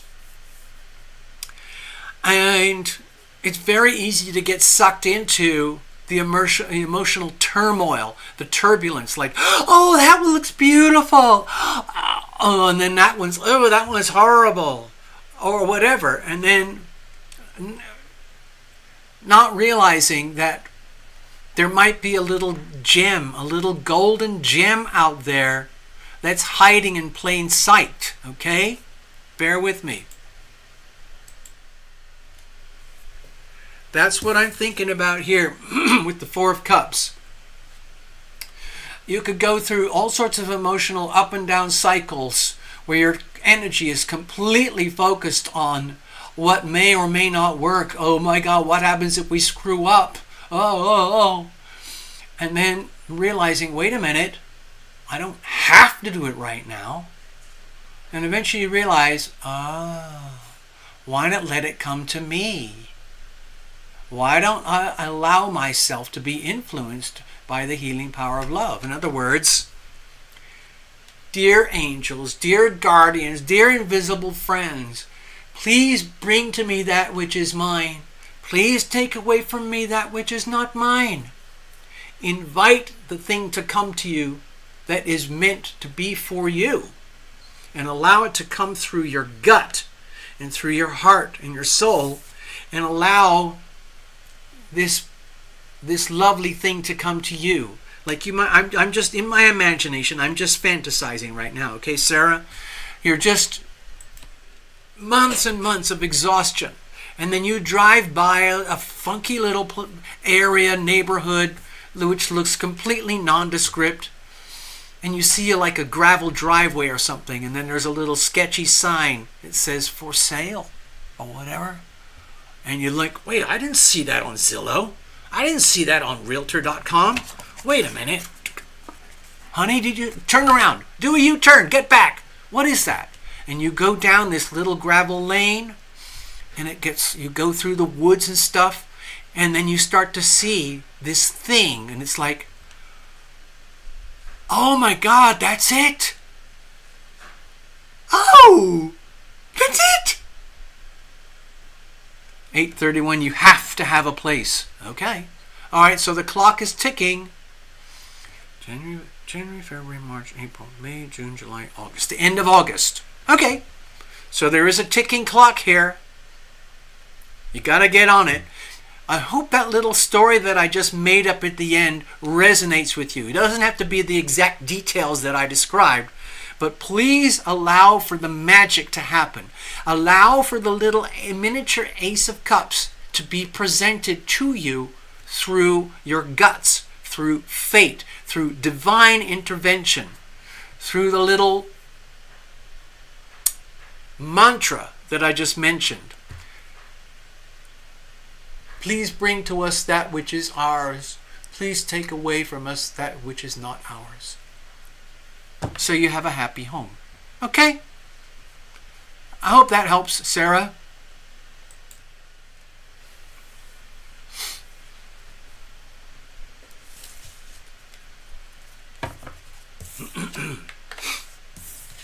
Fluffles, you're up.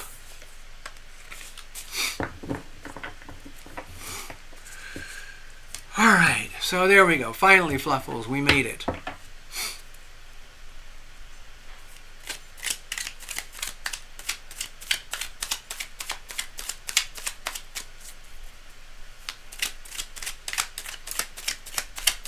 By the way, Sarah, there's a place called land.com. Okay?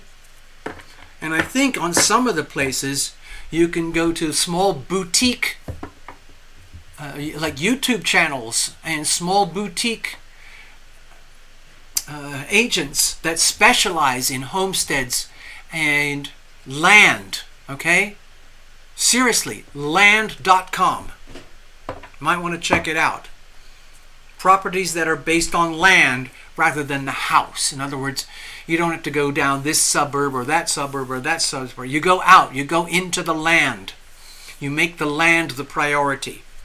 And then the dwelling is like, okay, that's the dwelling. If it's a fixer-upper, fine. But the important thing is the land.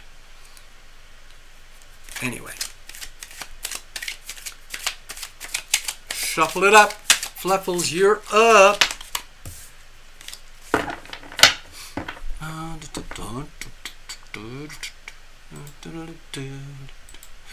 Okay, I need a little bit of shuffling right now, okay?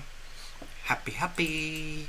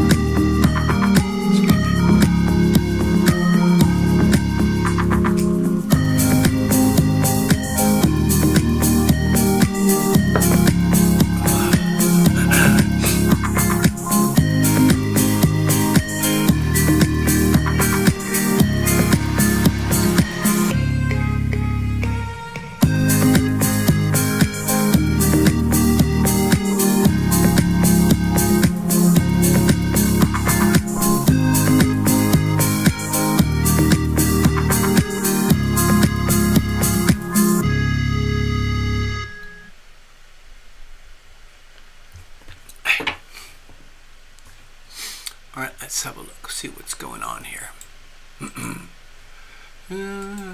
Okay.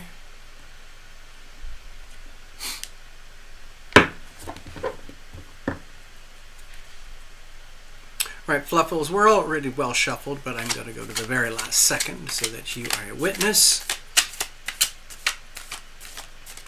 All right, let's have a look here. What kind of messages do we have here for Fluffles tonight?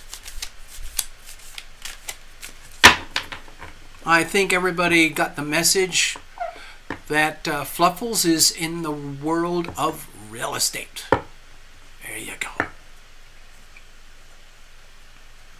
So, let's have a look. What kind of messages do we have here for Fluffles tonight? Here's the situation. Here's the challenges. Here's how we're going to handle things, okay? Now, let's have a look at external influences, going back to the planets again. 8 of Pentacles. Well, I'm really pleased to see this. To me, it makes me feel like things are good, things are wholesome. There is a sense of worthiness going on here, where you're starting to sense like, wow, my skills are worthy. My skills are appreciated and valued. I can build on this. I can do this. It's worthy of me. I'm worthy of it. This is, I feel this very strong, is mirror energy, like the planets. However you want to interpret them, this is like a message back to you that looks like this and what I just described to you. In other words, you're really good at who you are, what you do, and how you do it, and why you do it, with good solid principles that are good for you and your business. So it's mutually beneficial for you and, I guess in the work world, your clients. All right, what's the situation itself? Let's have a look here. Well, obviously you're doing something right. There must be something sweet. Maybe you've just had a little kind of one of those little tiny moments where you feel like, my God, I'm actually okay. In fact, I'm more than okay. I'm doing all right. And in my own version, in my own way, I don't know how I could do any better. Here's another way of saying it, because I've said it before already this evening in a different context, but I'm a very lucky person. I'm a very wealthy person. I'm a very happy person. I'm a very blessed person. There's the proof right there. There's the proof right here. You are living proof. And happiness is a choice. Happiness is a decision. And by choosing to operate in the frequencies of the healing power of love, then it creates a positive feedback loop. It feeds on itself. Love breeds love.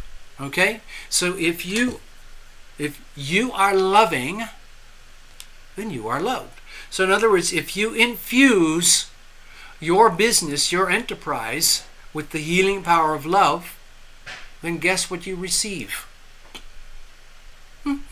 Yep. So that's good to know.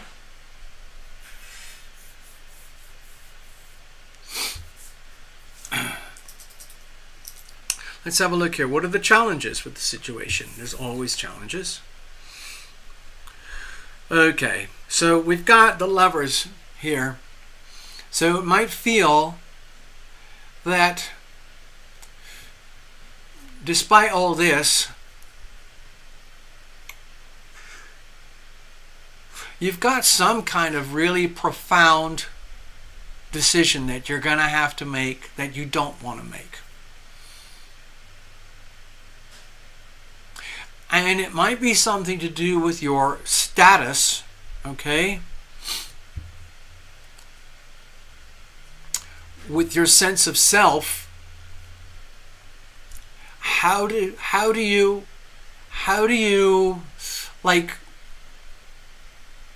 belong in these relationship dynamics, or perhaps a very specific relationship dynamics?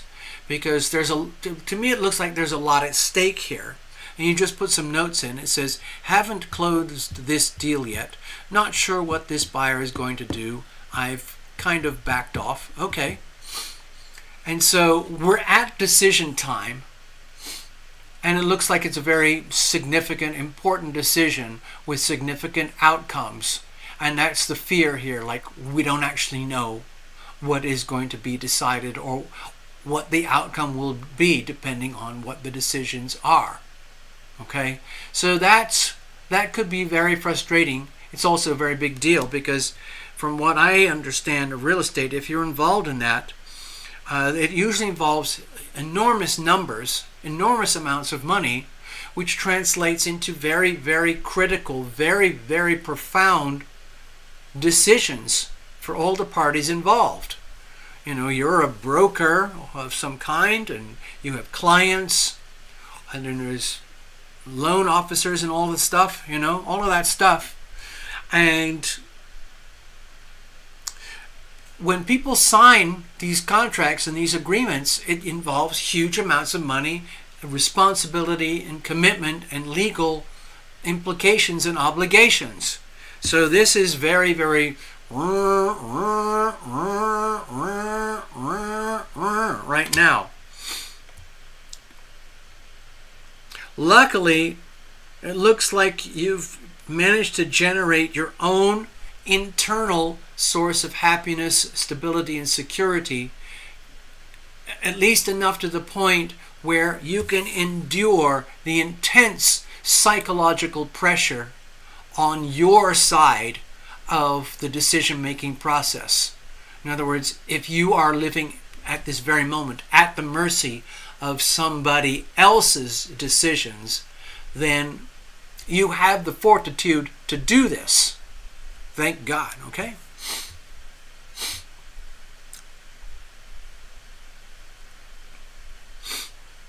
Yeah, I know a dear friend of mine. She's in real estate in Los Angeles, and she's still kind of at the early stage of her career, but the numbers involved, the amount of zeros, there's millions of dollars and tens and hundreds and thousands of dollars at stake when it comes to things like closing and commissions and what the different parties are having to deal with. It's mind-boggling. The numbers are staggering.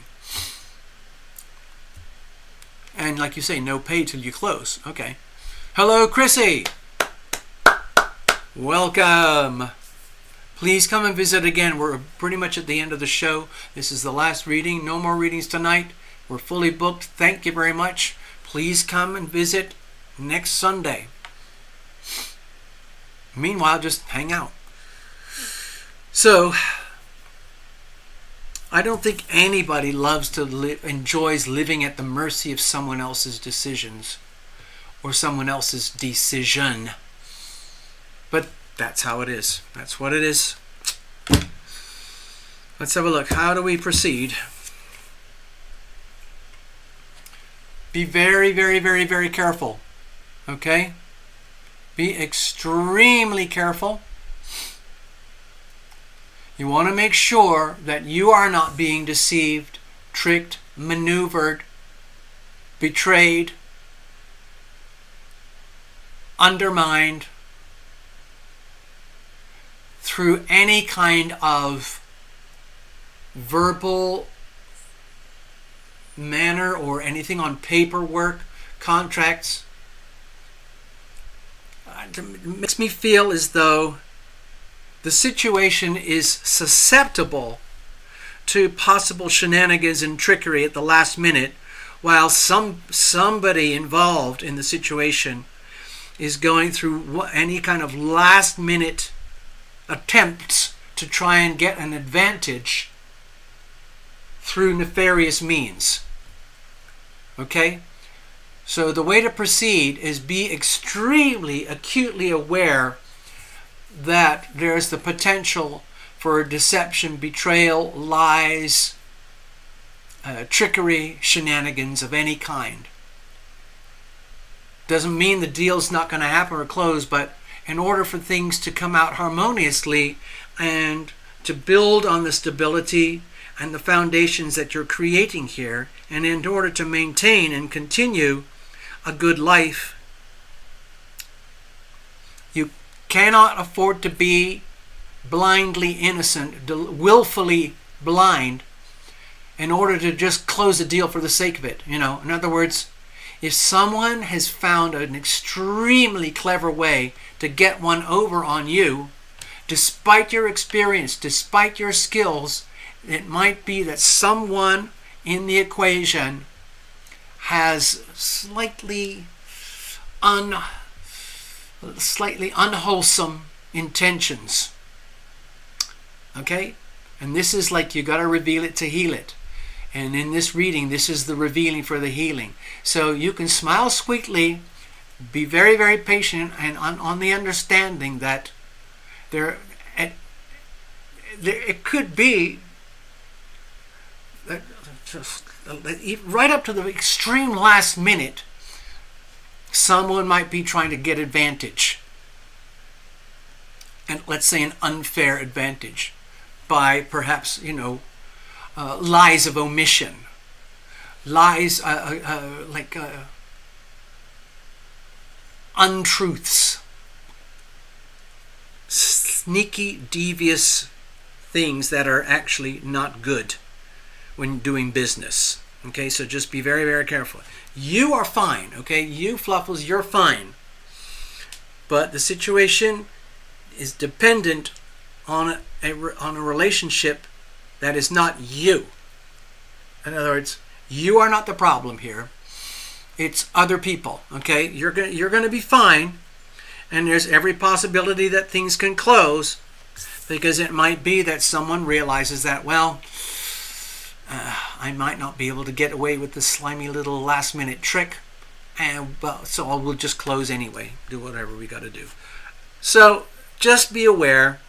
I'm going to give you a little tiny story now to bolster you up, make you feel good. You know how I love to go babbling on about global finance and stuff, and catastrophic events, and the global financial system, and things like that.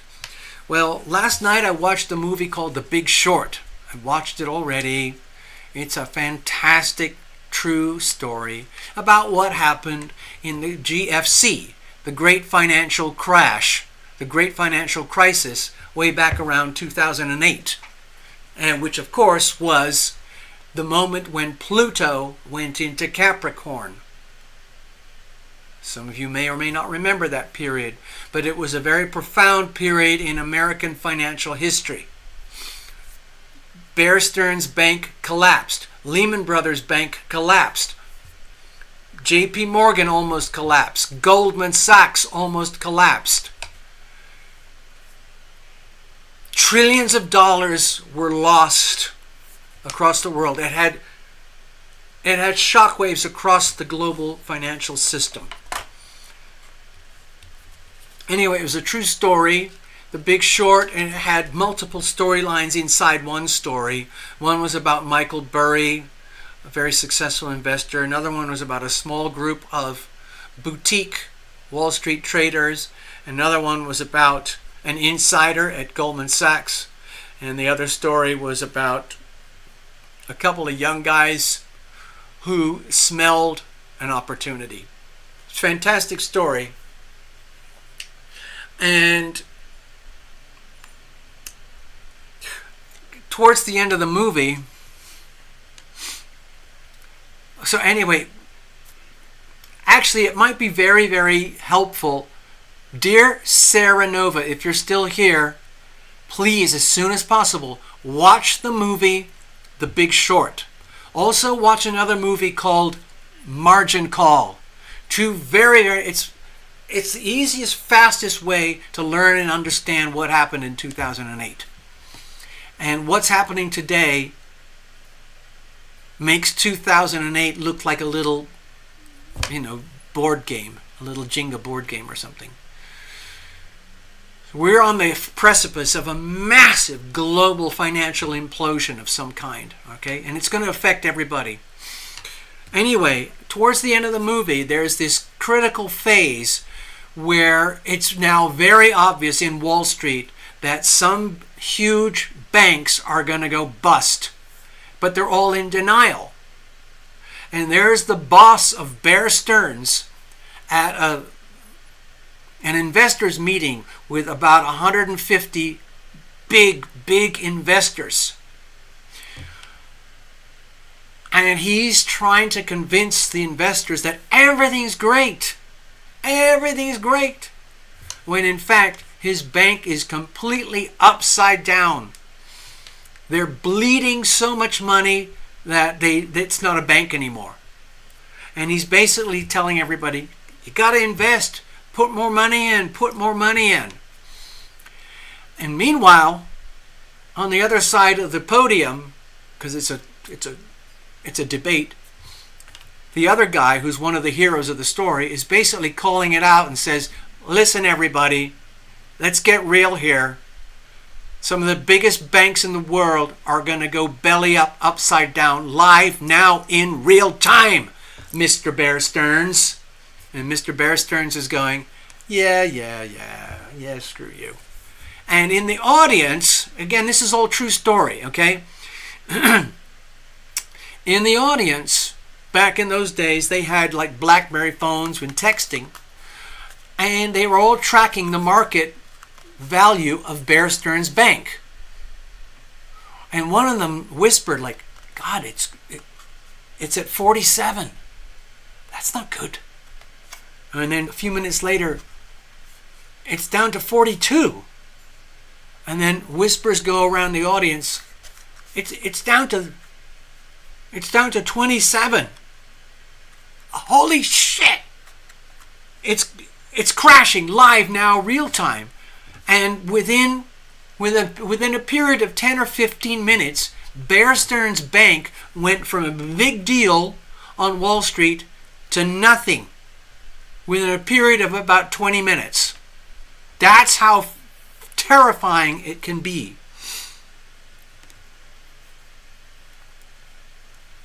Anyway, so there's a lot of shenanigans that go on in the world of real estate, because all of that stuff was based on fake real estate deals. So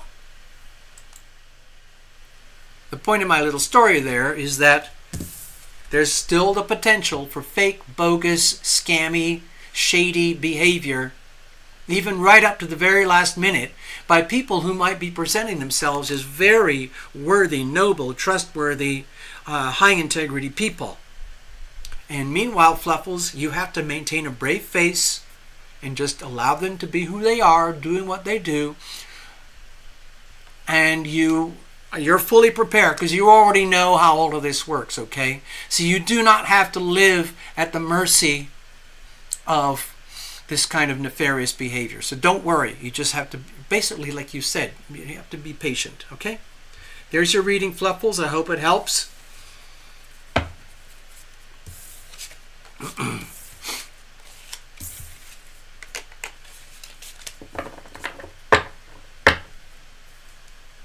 So I'm just going to quickly clear the deck, and then we're going to wrap it up. I'm going to say good night to all of you. We've been here for 2.5 hours. It's been a long show. Notes from home. There are systems in place now so that doesn't happen again. For instance, when you're doing a conventional or government loan, you don't go to order your own appraisal by an appraiser. You pick. It's a third-party company. There you go. All right. So, thank you, Fluffles. I'm glad we had a chance to do a reading.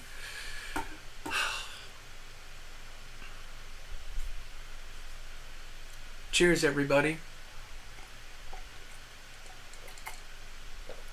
Don't forget, in this heat, you need to stay hydrated. I probably drink about 1 gallon of water a day, I would guess. I don't know if that's too much or too little. I don't know, but I have to drink and drink and drink and drink and drink water. Okay, this morning, let's see, no, wait a minute. This morning, it was about 115 in the backyard.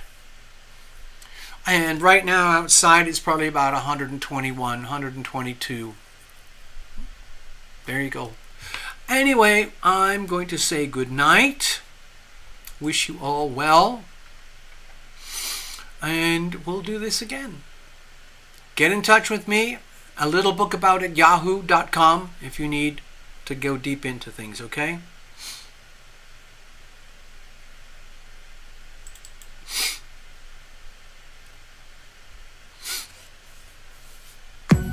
Be loving, be loved.